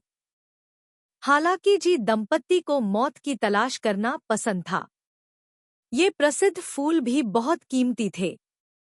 5वां मास्टर अनियंत्रित था और उसने आदान प्रदान करने के लिए खरपतवार की एक गाड़ी का इस्तेमाल किया और सुविधाजनक रूप से अच्छी चीजें सी वू को दे दी। सी वू ने असहाय होकर कहा, मेरे घर में इसे रखने के लिए कोई जगह नहीं है। 5वां मास्टर लू क्षण भर के लिए अवाक रह गया। वह आमतौर पर उसे केवल दवा और फूल ही देता था, पहले जैसा कभी नहीं। उपहारों को अस्वीकार किया जाना, ऐसा लगता है जैसे ऐसा पहले कभी नहीं हुआ। अगर आपको फूलों की जरूरत नहीं है तो किसी को उसके लिए भोजन बनाने के लिए पंखुड़ियां चुनने को कहें। काई लैम ने अपने माता पिता को श्रम करने के लिए मजबूर होते हुए भी देखा। यह दृश्य उसने कभी सपने में भी नहीं सोचा था। उसके माता पिता के अलावा काले कपड़े पहने कुछ लोग खड़े थे। यह स्पष्ट रूप से ऐसा कुछ नहीं था जिसके लिए उन्होंने स्वेच्छा से काम किया हो। आखिरकार वे उसके जैविक माता पिता थे। हालांकि जी लिन अपनी बहन के प्रति उनके रवैये से बहुत परेशान था, लेकिन वह वास्तव में इसे बर्दाश्त नहीं कर सका और तुरंत बेचैन होकर बाहर भाग गया। आह लिन, सीयू के पास उसे खींचने का समय नहीं था। उसका हाथ लू वुजिया ने कसकर पकड़ लिया था और साथ ही उसकी कमर को उस व्यक्ति ने गले लगा लिया था और उसका पूरा शरीर चंदन की खुशबू से भरे संदूक में गिर गया था। लू वुजिया ने जी लिन के फिगर को देखा, जैसे कि यह जानबूझकर किया गया हो। उसने तब तक इंतजार किया जब तक वह आश्रय से बाहर नहीं निकल गया और फिर इत्मीनान से कहा, बारिश लगातार जारी रहने वाली है। उन दो लोगों पर नजर रखो और उन्हें जल्दी करने के लिए कहो। मेरे पास इंतजार करने का धैर्य नहीं है। जैसे ही उसने बोलना समाप्त किया, भारी बारिश हुई और जी लिन का पूरा शरीर भीग गया। क्या वान चोंग और दोआन न्हू लान तो और भी ज्यादा दुखी थे। उनके कपड़े बहुत कीमती थे और पानी से भीग गए थे, जिससे वे पहनने लायक नहीं थे। डोआन रुलान का सावधानी से बनाया गया चेहरा भी बारिश से धुला हुआ था, जिससे उसकी पुरानी शक्ल को पहचानना मुश्किल हो गया था। बिल्ली, स्पॉइलर, जीटी, लू वू जिया ने सी वू का कोमल हाथ पकड़ा और उदासीनता से कहा, इसका वास्तव में तुम लोगों से कोई लेना देना नहीं है, वह मेरी है। अध्याय 49। दोआन नु लान का पूरा शरीर भीग गया था। विशिष्ट अतिथियों के स्वागत के लिए पहनी गई उनकी सुंदर पोशाक कीचड़ से सनी हुई थी, जिसे देखना असहनीय था। भारी बारिश की वजह से जमीन बहुत ज्यादा कीचड़ से भरी हुई थी। उसकी ऊंची एड़ियां कीचड़ में फंस गई थी। वह चिल्लाई और अपने पैरों को बाहर निकालने की कोशिश की, लेकिन लगभग गिर गई। बारिश तेज होती जा रही थी। बगीचे में छत नहीं थी। दंपत्ति बारिश में ऐसे नहा रहे थे जैसे दो मुर्गियां चर्बी में नहा रही हों। अंगरक्षक को लग रहा था कि बारिश होगी। उसने छाता खोला और निगरानी जारी रखी। इस जीवन में दोआन नु लान कभी इतनी दुखी नहीं हुई थी। भले ही उसके पास सांस लेने की ताकत नहीं बची थी, लेकिन वह रुकने की हिम्मत नहीं कर पाई। एक बार जब वह जाने देती तो उसके पीछे खड़ा काले कपड़े पहने अंगरक्षक ठंडे स्वर में घोषणा करता कि जी परिवार के शेयर मूल्य में कितने अंक की गिरावट आई है। डुआन रू लान को ये बातें नहीं पता थी, लेकिन अपने पति के चेहरे को कागज की तरह पीला देखकर कुछ भी अस्पष्ट नहीं था। क्या वान च्युंग का फोन उन लोगों ने ले लिया था? उस पर आने वाली कॉल की सूचना आती रहती थी।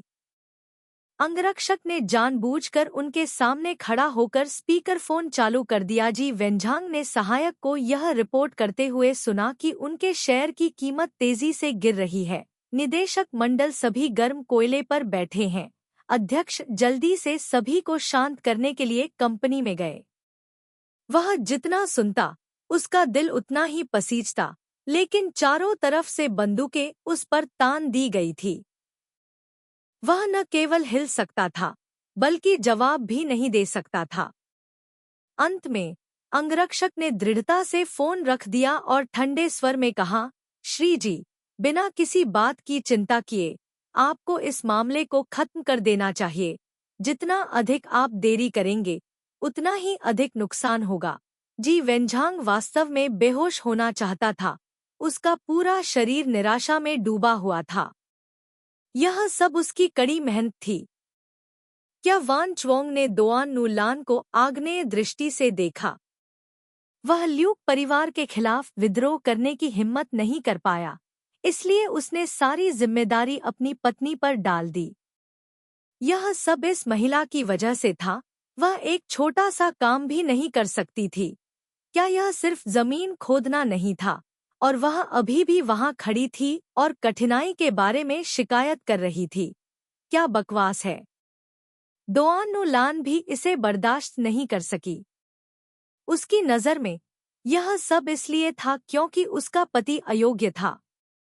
उसने सोचा था कि क्या परिवार में शादी करने से उसे एक खुशहाल जीवन मिलेगा, लेकिन किसने सोचा होगा कि ल्यूक परिवार के सामने क्या वान चोंग एक चींटी के बराबर भी अच्छा नहीं था, और उसने उसे अपने साथ ये नीच काम करने के लिए मजबूर किया।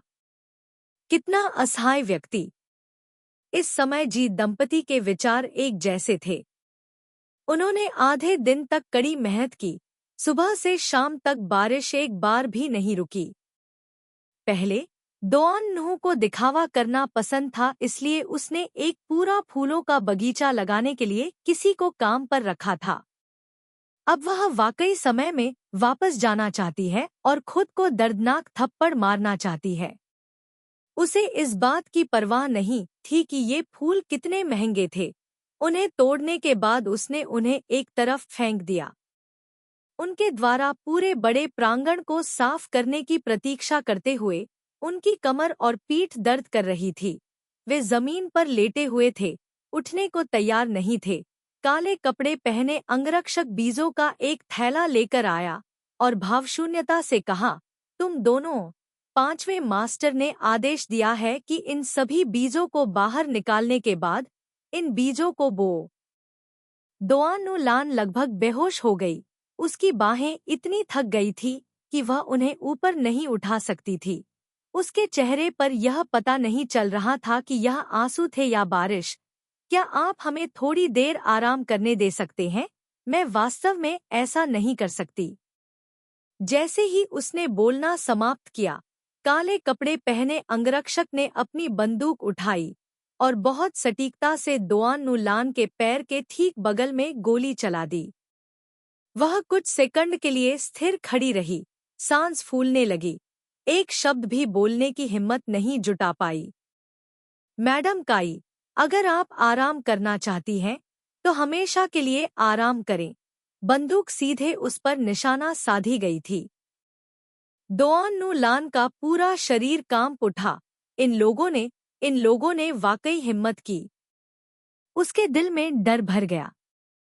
दोआन नु लान को नहीं पता था कि उसे इतनी ताकत कहाँ से मिली। अभी तक वह जमीन पर लेटी हुई थी और उठ नहीं पा रही थी। अब वह सक्रिय रूप से खड़ी हुई, बीजों का थैला उठाया और काम करना शुरू कर दिया। पास में खड़े जी वेंझांग को भी डर था कि बंदूक से निशाना बनने वाला अगला व्यक्ति वह होगा, इसलिए वह जल्दी से अपनी पत्नी के पीछे बीज लेने चला गया। जब तक वे रोपण समाप्त कर लेते, 2 घंटे बाद जी वेंझांग और डुआन रुलान को अंगरक्षकों द्वारा विला में ले जाया गया। दोनों लोगों के कपड़े पहचान से परे गंदे थे। उनके चेहरे और अंग कीचड़ से सने हुए थे। अगर उन्हें अभी बाहर निकाल दिया जाता तो कोई भी यह संदेह नहीं करता कि वे भिखारी हैं। बाहर बारिश हो रही थी और बहुत ठंड थी। डुआन रुलान ने गर्म रहने वाले कमरे में प्रवेश किया और महसूस किया कि उसके हाथ और पैर कुछ चेतना प्राप्त करने लगे हैं। उसी समय उसने यह भी पाया कि सभी 10 उंगलियों की त्वचा फट गई थी और खून बह रहा था। असहनीय दर्द ने उसके चेहरे को विकृत कर दिया था। डुआन रुलान को अंदर खींचा गया। उसने अपना सिर उठाया और देखा कि लू वू सोफे पर गंभीरता से चाय बना रही थी। उनकी तकनीक अत्यंत कुशल थी, साथ ही उनका उत्कृष्ट चेहरा भी सब कुछ एक चलती हुई पेंटिंग की तरह था। लेकिन दोआन नु लान इसका आनंद लेने के प्रति उदासीन थी, क्योंकि उसने देखा कि जिस बेटी से वह सबसे ज्यादा नफरत करती थी, वह ल्यूक नगुजिया के बगल में बैठी थी। गंदे और दयनीय दोआन नु लान के विपरीत, तू वो ने मिंक कोट पहना हुआ था और वह बहुत गर्म दिख रही थी। लू वुजिया ने जो स्वादिष्ट चाय बनाई थी, उसे उसने अपने हाथ में पकड़े छोटे से कप में डाला। उसके छोटे से मुंह ने उसे घूंट घूंट करके पी लिया। उसका चेहरा गर्मी से लाल हो गया था और उसकी बादाम जैसी आंखें भी आंसुओं से चमक रही थी। डुआन रुलान हैरान था। वह ऋणी झो सियू अभी तक क्यों नहीं गया? क्या आपने नहीं कहा था कि घर की नौकरानी ने उसे भगा दिया था? ल्यूक नगु परिवार के सामने दोआन नु लान ने अभिमानी या लापरवाह होने की हिम्मत नहीं की। भले ही वह वही था जिसने उसे इस तरह संघर्ष करने पर मजबूर किया, लेकिन दोआन नु लान में उसे दोष देने की हिम्मत नहीं थी। लेकिन तू वो अलग है। यह लड़की अपनी दादी को इस हालत में देखकर भी मजे से वहां बैठकर चाय पी रही है। दोआन नु लान तुरंत क्रोधित हो गई। वह किसी के सामने भी अपनी प्रतिष्ठा खो सकती थी, लेकिन चू तू वो के सामने नहीं। पांचवें मास्टर, यह शापित लड़की हमारा परिवार नहीं है। मैं उसे भगाने के लिए किसी को भेजूंगा। वह आपकी आंखों को गंदा नहीं करेगी। चू तू वो। दोआन नु लैन दौड़कर तू वो को खींचना चाहती थी, लेकिन जैसे ही वह खड़ी हुई, अंगरक्षक ने उसकी बाह पकड़ ली और उसे जमीन पर दबा दिया। उसने सोचा कि लू वुजिया को सी वू की पहचान नहीं पता थी, इसलिए उसने जल्दी से समझाया, पांचवें मास्टर, आप शायद नहीं जानते, यह लड़की हमेशा हमारे घर में परेशानी पैदा करने के लिए आती है और मेरे बेटे से चिपक जाती है और जाने नहीं देती। यहाँ तक बोलते हुए डुआन रुलान को अभी याद आया, यह सही है, जीलिन लिविंग रूम में क्यों नहीं थी? तू वो अपने मुंह के कोने को हिलाने से खुद को रोक नहीं सका। जहाँ तक काई लैम की बात है, वह मूर्ख बच्ची बारिश में नहाने के लिए बाहर गई थी। कुछ ही देर बाद किसी ने उसे अंदर खींच लिया। वह तुरंत रसोई में अदरक का सूप बनाने चली गई। हालांकि जब वह ध्यान नहीं दे रही थी, तो ल्यूक गुजिया ने सूप में कुछ दवा मिला दी। शराब पीने के बाद काई लैम सो गया, इसलिए अंगरक्षक को उसे उठाकर कमरे में ले जाना पड़ा। अन्यथा वह निश्चित रूप से काई थी और उसके पति को खोजने के लिए बारिश में बाहर निकल जाता। तुमने कहा कि वह तुम्हारा परिवार नहीं है। लू वुजिया ने उदासीनता से डुआन रुलान को देखा जो फर्श पर दबा हुआ था। मुस्कुराते हुए पूछा, सुसोंग्यान, जो लू वुजिया से सबसे दूर की स्थिति में बैठी थी, कांपने से खुद को नहीं रोक सकी, चुपचाप अपने दिल में डुआन रुलान के लिए प्रार्थना कर रही थी। जी वेंझांग आखिरकार एक चालाक बूढ़ा लोमड़ी था।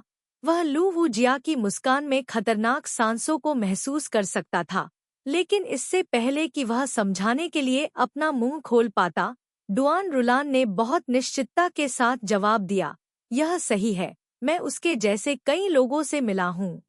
किसी अमीर को देखकर उनसे संबंध बनाने की कोशिश करता हूँ, यहाँ तक कि उनके चेहरे की भी परवाह नहीं करता। लू वुजिया ने सी वू का कोमल हाथ पकड़ लिया, उदासीनता से कहा, इसका वास्तव में तुम लोगों से कोई लेना देना नहीं है, वह मेरी है। यह सही है, यह सही है। वुजिया की आंखें वास्तव में अच्छी हैं। डुआन रुलान ने सहजता से सहमति जताई, लेकिन अपनी बात के बीच में ही उसका गला भर आया। क्या? पांचवें मास्टर लू ने अभी कहा, झो सियू, निम्न जन्म की लड़की, बीमार और अल्पकालिक, पांचवें मास्टर लू का सदस्य है। दोआन नु लैन को इस बात पर यकीन नहीं हुआ। उसका पूरा शरीर पत्थर की मूर्ति की तरह अकड़ गया। यह सुनते ही तूवू का गला पानी से भर गया। वह खांसने लगी और खून की खांसी करने लगी। उसने अपने होठों को ढक लिया और बेहद असहज तरीके से भौहें सिकोड़ने लगी। लून गुजिया ने अपना सिर झुकाकर उसे देखा। अभी अभी दवाई ली है, फिर से ऐसा क्यों हो रहा है?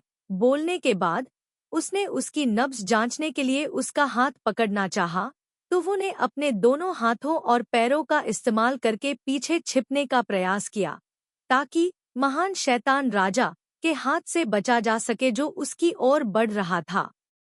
नहीं, यह तो बहुत डरावना है।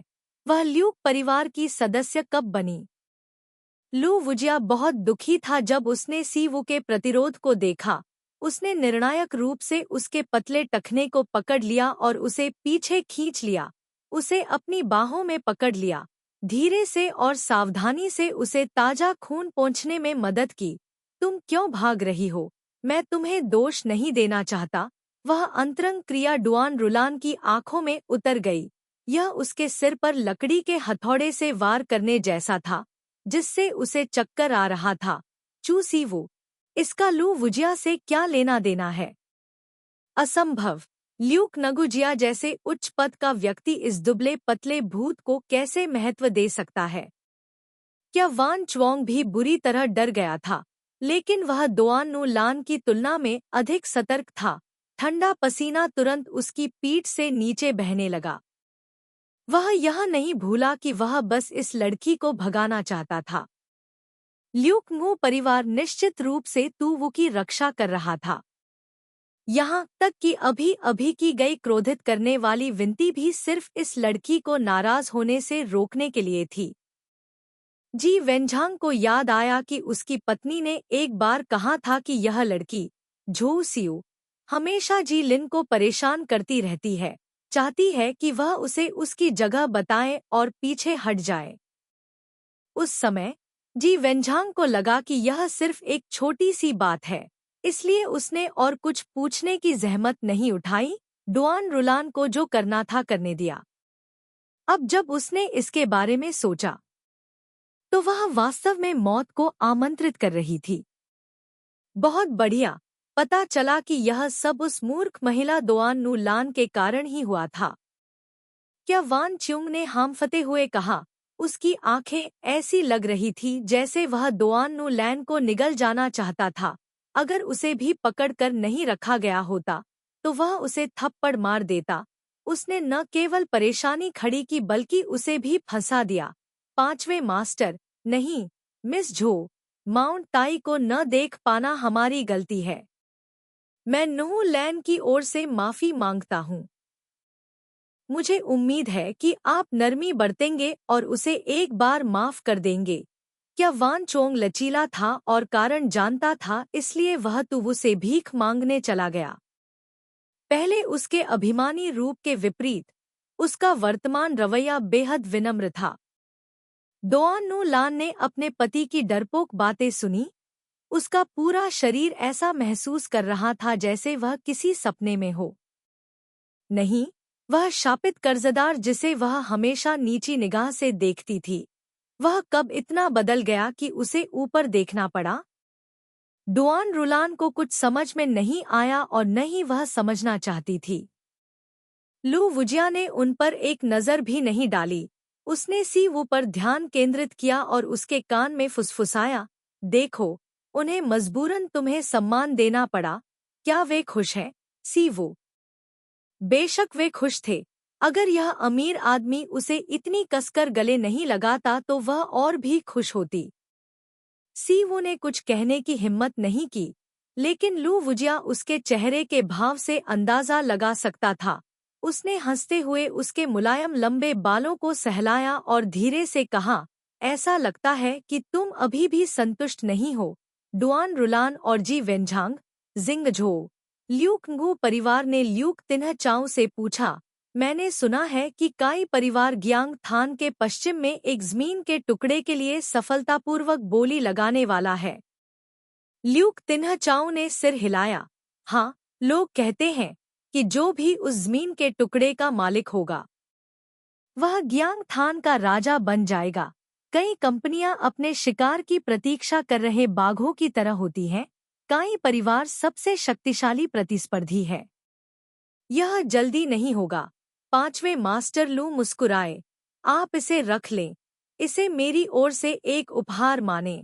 आखिरकार मैंने जियांग सिटी आने के बाद से आपको कोई उपहार नहीं दिया है। लू जिंगझो दंग रह गया, फिर तुरंत खुशी से बोला, धन्यवाद पांचवें मास्टर। वह लंबे समय से जमीन के उस टुकड़े का मालिक बनना चाहता था, लेकिन लू परिवार ने उसे प्रशिक्षण के लिए घर से बाहर निकाल दिया। उसे हर चीज के लिए खुद पर निर्भर रहना पड़ा। उसकी कार्यशील पूंजी उस जमीन के टुकड़े की बोली लगाने के लिए पर्याप्त नहीं थी। लेकिन एक बार जब ल्यूक नगु परिवार ने वादा किया, तो चीजें अलग थी।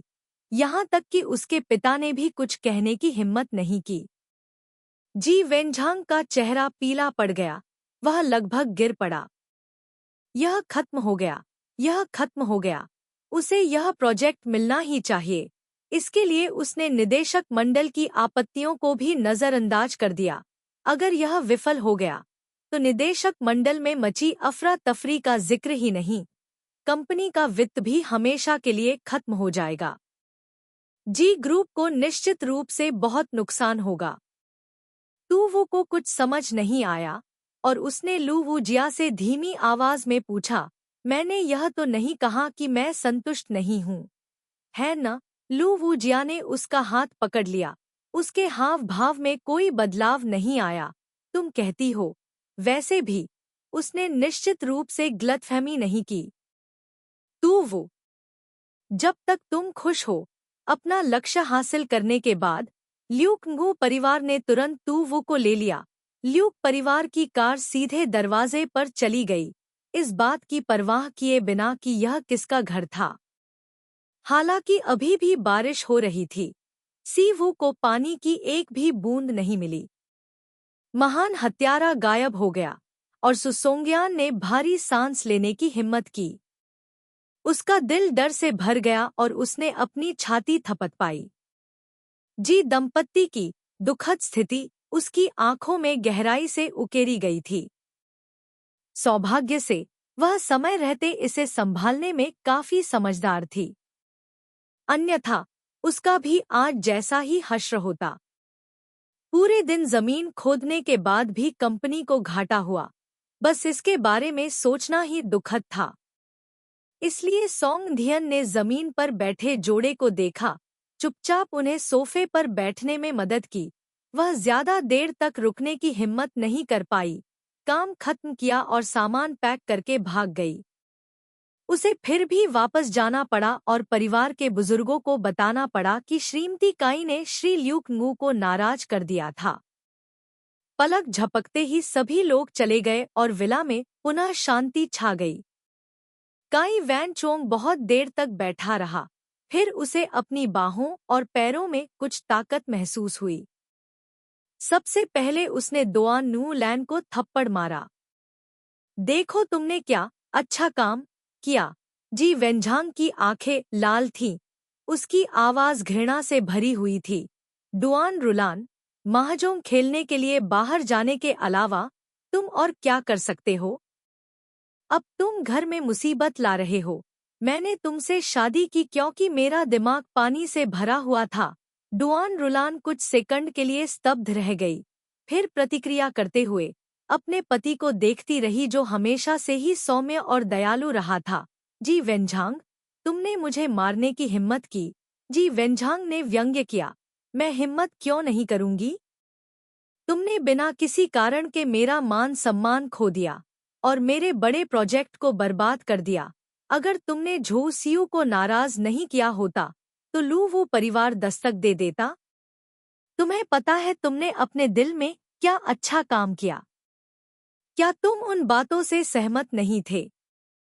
अब तुम पलटकर मुझे दोष दे रहे हो। डुआन रुलान, काश कि वह उस पर झपट पड़ती और उसे मार देती। अच्छा अच्छा जी वेनझांग, तुम्हें मुझे दोष देने की क्षमता नहीं है। डुआन रुलान ने तुरंत जी वेनझांग को मुक्का मारने और लात मारने से आम तौर पर स्नेही जोड़ा तुरंत दुश्मन बन गया। कोई भी हार मानने को तैयार नहीं था। खटपट और टूटने की आवाजें पूरे फर्श पर गूंज रही थी। इस बीच दूसरी मंजिल पर बेडरूम में जीलिन पूरी तरह से बेखबर होकर गहरी नींद में सो रही थी। अध्याय 50। टूवू को ल्यूकंगुगिया द्वारा ले जाया गया। हालांकि उसने बाद में यह दृश्य अपनी आंखों से नहीं देखा था, लेकिन वह अनुमान लगा सकती थी कि काई दंपति के बीच बहुत बड़ा झगड़ा हुआ होगा। टूवू को क्या वान चोंग की दोआन नू लान पर गुस्से भरी निगाहें साफ साफ याद थी, मानो वह उसे चीरकर अलग कर देना चाहता था। उसे इस बात की परवाह नहीं थी कि वे किस तरह बहस कर रहे थे, उसे सिर्फ किलैम की चिंता थी। आखिर वे दोनों उसके जैविक माता पिता थे। जीलिन का बीच में फंसना असहज होना चाहिए। जितना अधिक सीयू ने इसके बारे में सोचा, उतना ही वह खुद को भाग्यशाली महसूस कर रहा था कि मास्टर लू ने सूप में दवा डाल दी थी ताकि वह अपने माता पिता को पूरी तरह से बदनाम न होते देख सके। वह मूर्ख बच्चा शायद अभी भी गहरी नींद में सो रहा होगा, कुछ नहीं होगा ना। सीयू थोड़ा असहज था। वह जानता था कि जब वह चली जाएगी तो वह किसी से जीलिन को अपने साथ ले जाने के लिए कहेगा। उसे विचलित देखकर मास्टर लू ने अपना सिर थोड़ा झुकाया और पूछा, अभी भी अच्छा नहीं लग रहा है? अभी? सीयू खून खांस रही थी। मास्टर लू को समझ नहीं आ रहा था कि गोली कहाँ से निकाले और उसे निगलने के लिए मजबूर किया। तभी वह रुका। इस समय लू वूजिया की नज़र में छोटी लड़की का चेहरा पीला पड़ गया था। उसके पूरे शरीर में कोई जान नहीं थी। सब ठीक है, सी वू ने सहजता से उत्तर दिया। फिर थोड़ी देर बाद वह स्तब्ध रह गई। उसने लू वूजिया पर एक नज़र डाली। मैं थोड़ी असहज हूँ। क्या तुम वापस जाकर ए लैम को उठा सकती हो? अगर यह पहले होता तो सी वू लू वूजिया से भीख मांगने की हिम्मत बिल्कुल नहीं करती, इस डर से कि यह मनोरोगी कुछ मुश्किल मांग लेगा। लेकिन अब वह खुद नहीं जानती थी, उसने बिना किसी हिचकिचाहट के अपनी मांग पहले ही व्यक्त कर दी थी। लू वूजिया, जो इतना समझदार था, उसे यह कैसे नहीं दिख सकता था? लेकिन वह इस मूर्ख लड़की को बताने का इरादा नहीं रखता था। लू वूजिया ने हल्के से मुस्कुराते हुए कहा, कोई जरूरत नहीं। अभी जी परिवार बेहद अव्यवस्थित है। वे घोंघा नूडल्स भी नहीं ले जा सकते। उन्हें अन्य चीजों की परवाह करने का समय कैसे मिल सकता है? टूवू ने उसे सिर से पैर तक देखा। आखिरकार खुद को रोक नहीं पाई और पूछ बैठी, पांचवें मास्टर, आप जानबूझकर मेरा समर्थन करने नहीं आ रहे हैं, है न? उसका अवचेतन मन लगातार इस बात की पुष्टि कर रहा था कि यह विचार सही था। लू वूजिया का जी परिवार से कोई संबंध नहीं था। वह यहाँ थी इसलिए वह आया, है न? लेकिन तर्क ने तो वो को बताया उसे अपने आप को अधिक नहीं आंकना चाहिए। अगर लू वूजिया सिर्फ उसका गुस्सा बाहर निकालना चाहती थी तो वह जी कंपनी को परेशान क्यों करेगी? वह इतनी महत्वपूर्ण नहीं थी, है न? लू वूजिया ने उदासीनता से पूछा, अगर ऐसा नहीं है तो क्या होगा? सीयू वास्तव में उससे पूछना चाहती थी कि वह मेरी व्यक्ति है से उसका क्या मतलब है, लेकिन लू वूजिया की उदासीन उपस्थिति को देखकर उसे थोड़ा डर लगा। उसने धीरे से जवाब दिया और फिर चुप हो गई, बिल्कुल एक शुतुरमुर्ग की तरह जो सावधानी से अपना सिर छेद से बाहर निकालता है, लेकिन पाता है कि दूसरे व्यक्ति ने उस पर ध्यान नहीं दिया। इसलिए उसने नाराजगी से अपना सिर वापस खींच लिया और सब कुछ अनदेखा कर दिया। लू वूजिया, ऐसा लग रहा था कि वह इस डरपोक खरगोश के बोलने की पहल करने का इंतजार नहीं कर सकती थी। किसने कहा था कि आपको इतना ठंडा और अलग होने के लिए कहा गया है? केवल परिणामों को देखें, समझें। सी वू ने भ्रम में अपना सिर हिला दिया, यह दिखाते हुए कि वह काफी समझ नहीं पाती थी। लू वूजिया ने उसे पूरी तरह से उठाया और उसे अपनी गोद में रख दिया। उसे पीछे से कसकर गले लगाते हुए, उसके कान में धीरे से फुसफुसाते हुए, नवीनतम में, जब आप मुझे पता चलेंगे तो वह सभी लोगों को बचाते हैं। जनता के लिए पता चला। लेकिन काई परिवार दंपति ने ल्यूकंगू परिवार को यह एहसास दिलाया कि ये मक्खियां वास्तव में बहुत परेशान करने वाली थी। वे उसे परेशान करने के लिए उड़ान भरने की हिम्मत नहीं कर पाए, लेकिन बेशर्मी से तुवु को घेर लिया और जाने से इनकार कर दिया। इससे उसे बेहद घृणा हुई। अगर वे काई परिवार के जोड़े की तरह थे, यह नहीं जानते हुए कि तुवु ने उन्हें सुरक्षा दी है, उन्होंने बिना किसी रोक टोक के उसे धमकाया, तो वह उसका साथ देने वाला था। देखते हैं और कौन हिम्मत करता है। तुवु को शुरू में लगा कि यह स्थिति थोड़ी अनुचित थी। उसका शरीर ल्यूकंगुजिया से बहुत अलग था। ऐसा लग रहा था कि वह एक बच्चे को पकड़े हुए है। लेकिन इससे पहले कि वह भाग पाता, उसके शब्दों ने तुवु को मौत के घाट उतार दिया। ल्यूक तिन्हचौ ड्राइवर की सीट पर बैठा था। सीईओ को ड्राइवर बनने के लिए मजबूर किया गया था। लेकिन विडंबना यह है कि वह बेहद उत्साहित था, यहाँ तक कि उसने कान खड़े करके उसकी बातें सुनने की कोशिश की। यह देखकर कि लू वूजिया ने इतनी बेबाकी से बात की कि दूसरे व्यक्ति की बेटी डर गई, लू जिंगझो उसके लिए बोलने से खुद को रोक नहीं सका। सीवू, दरअसल वूजिया को डर है कि बाहरी लोग तुम्हें तंग करेंगे। तुम शायद नहीं जानते कि वूजिया हमेशा से तुम पर नजर रखता है। आम तौर पर वह कभी गेम शो नहीं देखता। तुम्हारी वजह से उसने वह चैलेंज शो या कुछ और देखा। लू वूजिया ने बौद्ध माला से एक मनका निकाला जिसे वह हमेशा अपने साथ रखता था और उसे बहुत ही सटीक तरीके से लू जिंगझो के सिर के पीछे मारा, जिससे वह दर्द से चीख उठा। जिंगझो, तुम्हारी हिम्मत बढ़ती जा रही है। ल्यूकंगुजिया की आवाज बहुत ही कोमल थी। शायद अब आपको उस जमीन के टुकड़े की जरूरत नहीं है न? आपने अभी जो कहा वह बकवास था। लू शिंगझो ने सुना कि बत्तख का बच्चा जो उसके हाथ में आने वाला था, उड़ गया। वह कराहने से खुद को नहीं रोक सका, जल्दी से रियरव्यू मिरर को देखा और सीयू को आंख मारी। इस पर विश्वास मत करो, यह सच नहीं हो सकता। सीयू ने जानबूझकर लू शिंगझो के संकेत को नहीं देखा और उत्सुकता से लू वूजिया से पूछा, क्या तुमने देखा? क्या मेरा प्रदर्शन ठीक था? लू शिंगझो अपने दिल में बुरी तरह चिल्ला रहा था। उसके चेहरे पर जीने का कोई अफसोस नहीं दिख रहा था। उस समय लू वूजिया ने पढ़ने के लिए तुरंत उसे भेज दिया। जब तक कि वह 3 इंच की गंदगी को नहीं मिला, तब तक वेन युआन की जांच कर रहे थे, लेकिन वेनर के लिए कुछ भी नहीं था। वूजिया के पास अभी भी एक कोमल उपस्थिति थी। अपने शिकार को फंसाने के लिए कदम उठाते हुए, क्या आप मजे कर रहे हैं? यह कहते हुए, मैं आपको उस भोजन को खा रहा हूँ जो वेन युआन ने बहुत खुशी से किया था। मैंने आपकी वजह से एक पूरे दिन बर्बाद कर दिया। आप रसोई में जाते हैं और मुझे चुकाने के तरीके के रूप में खुद को खाना बनाते हैं। उसके पास कोई तर्क नहीं है। सीवू दंग रह गई। फिर उसे एहसास हुआ कि कार की दिशा बदल गई है। 10 मिनट से भी कम समय बाद वह उसके घर के सामने रुक गई। लू शिंगझो को डर था कि लू वूजिया को जमीन की बात याद आ जाएगी, इसलिए उस व्यक्ति को भेजने के बाद वह तुरंत चला गया, जिससे सीवू की आंखें चौड़ी हो गई। क्या तुम मेरे घर आना चाहती हो? लू वूजिया ने कोई जवाब नहीं दिया, सीधे उसे कमरे में खींच लिया।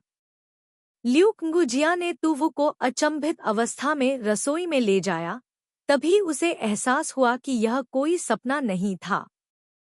ठीक है, आखिरकार उसने दोआन नू लान को बदनाम करने में उसकी मदद की थी। तुवु ने अनिच्छा से अपने बाल बांधे, एप्रन पहना। उसने रेफ्रिजरेटर खोला। पूरे घर में सिर्फ थोड़े से नूडल्स और कुछ अंडे बचे थे। अंडे और नूडल्स, निश्चित रूप से वे ल्यूकंगू परिवार की ब्लैकलिस्ट में नहीं है। कोई और तरीका नहीं है। इस व्यक्ति के स्वाद को खुश करना बहुत मुश्किल है। तुवु को केवल उन्हें देखकर सामग्री का गंभीरता से विश्लेषण करना होगा। फिर चलो अंडे के नूडल्स पकाते हैं। हालांकि यह थोड़ा सरल है, लेकिन हम इतनी देर रात को खाना कहाँ पा सकते हैं? तू ने कुछ प्याज निकाले और उन्हें काटने के लिए तैयार हो गया। किसने सोचा होगा कि लू वुजिया उसके पीछे खड़े होकर कहा, कोई प्याज नहीं, थोड़ा नमक जोड़ना चाहता है। लेकिन लू वुजिया उसके फिर से पीछे हट गए। बहुत ज्यादा, बस थोड़ा सा। जी वेंझांग के सहायक बेहद चिंतित थे। राष्ट्रपति जी, कृपया एक तरह से सोचें। जियांगचिंग के पश्चिम में भूमि का क्या हुआ? यह किसी के द्वारा क्यों लिया गया था? किसी और ने इसे खरीद लिया। मैं इसे अब और नहीं संभाल सकता। कृपया इसे हल करने के लिए कंपनी में आएं। इसे हल करें। और क्या हल किया जा सकता है? जी वेंझांग का चेहरा हरा और सफेद हो गया। वह भी उग्र लहरों को रोकना चाहता था, लेकिन वह व्यक्ति लू परिवार था, और लू वो परिवार भी। कौन खड़ा होकर उसकी मदद करने की हिम्मत करेगा? कुएं पर पत्थर न फेंकना पहले से ही बहुत अच्छा था। सहायक को शांत करने के बाद जी वेंझांग का अब बहस करने का मूड नहीं था। वह गर्म तवे पर चींटियों की तरह आगे पीछे घूम रहा था। अचानक उसे कुछ याद आ गया। उसने ठंडी आवाज में डुआन रुलान से पूछा, सच बताओ, झो सियू कौन है? तुम उसे क्यों निशाना बनाना चाहते हो? डुआन रुलान अभी भी अपना चेहरा ढक रही थी और जोर जोर से रो रही थी। यह सुनकर वह कुछ सेकंड के लिए रुक गई। वह है। डुआन रुलान को हकलाते हुए देखकर जी वेंझांग को और भी यकीन हो गया कि यह मामला केवल जी लिन से संबंधित नहीं था। उसका चेहरा काला पड़ गया। यह यहाँ तक आ गया है। तुम और क्या छिपाना चाहते हो? तुमने किसी को नाराज किया। लियू वुजिया ने मेरी संपत्ति में एक हिस्सा कम कर दिया, लेकिन बाद में क्या होगा? क्या तुम्हें यकीन है कि वह जी कॉरपोरेशन को दिवालिया होने में दिलचस्पी नहीं रखेगा? क्या तुम्हारे पास अभी भी दिमाग है, या तुम्हें यह अमीर जीवन पसंद नहीं है? नहीं, वेंझांग, मैं वास्तव में नहीं जानता। यह धमकी डुआन रुलान के लिए वास्तव में उपयोगी थी। वह तुरंत ही भ्रमित होकर उसने समझाया, वह लड़की मेरी जैविक संतान है। आपकी संतान? काई वान चोंग स्तब्ध रह गया। उसकी आंखें भय से भर गईं। क्या आपने नहीं कहा था कि उसे एक घातक बीमारी है और वह वयस्कता तक जीवित नहीं रहेगा? मुझे भी नहीं पता। डुआन नु लान रो पड़ी। सभी डॉक्टरों ने ऐसा ही कहा। मैंने ऐसा नहीं सोचा था। वह तो बस एक गरीब बच्चा है। उसका ल्यूक परिवार से कोई रिश्ता कैसे हो सकता है? क्या यह मुद्दा अब महत्वपूर्ण है? क्या वान चोंग वास्तव में इस बेवकूफ महिला से हार गया था? अब सबसे जरूरी बात है कि तू उसे माफी मांगी जाए। तभी ल्यूक गुजिया क्यथी के लिए कोई रास्ता छोड़ेंगे। जी वेंझांग ने अपना माथा थाम लिया। आप झो सियू की जैविक माँ हैं। आखिरकार हम खून के रिश्ते से जुड़े हैं, इसलिए वह बहुत बेरहम नहीं होगी। कल आप एक उपहार खरीदते हैं और माफी मांगने के लिए उसके दरवाजे पर जाते हैं। पिछली गलतफहमी को समझाते हैं। अगर आप उसके करीब आ सकते हैं तो यह और भी अच्छा है। अगर आप नहीं कर सकते हैं तो कोई बात नहीं। संक्षेप में, हमें झो सियू को हमारी ईमानदारी दिखानी होगी। समझे? डुआन रुलान पर लगातार हमला किया जा रहा था, जिससे वह बेहद भ्रमित और डरी हुई थी। अपने पति के गुस्से भरे शब्दों को सुनकर उसने खंडन करने की हिम्मत नहीं की। जल्दी से सिर हिलाया। हाँ, हाँ, मैं कल जाऊंगी। उसके दिल में वह नाराज थी, वह शापित बच्चा झो सियू शाखा के शीर्ष पर उड़ गया और उसे यह बताने की भी जहमत नहीं उठाई। उसकी आंखों में क्या वह अभी भी उसे अपनी मां मानती है या नहीं? इतना सुविधाजनक, इतना कष्टप्रद।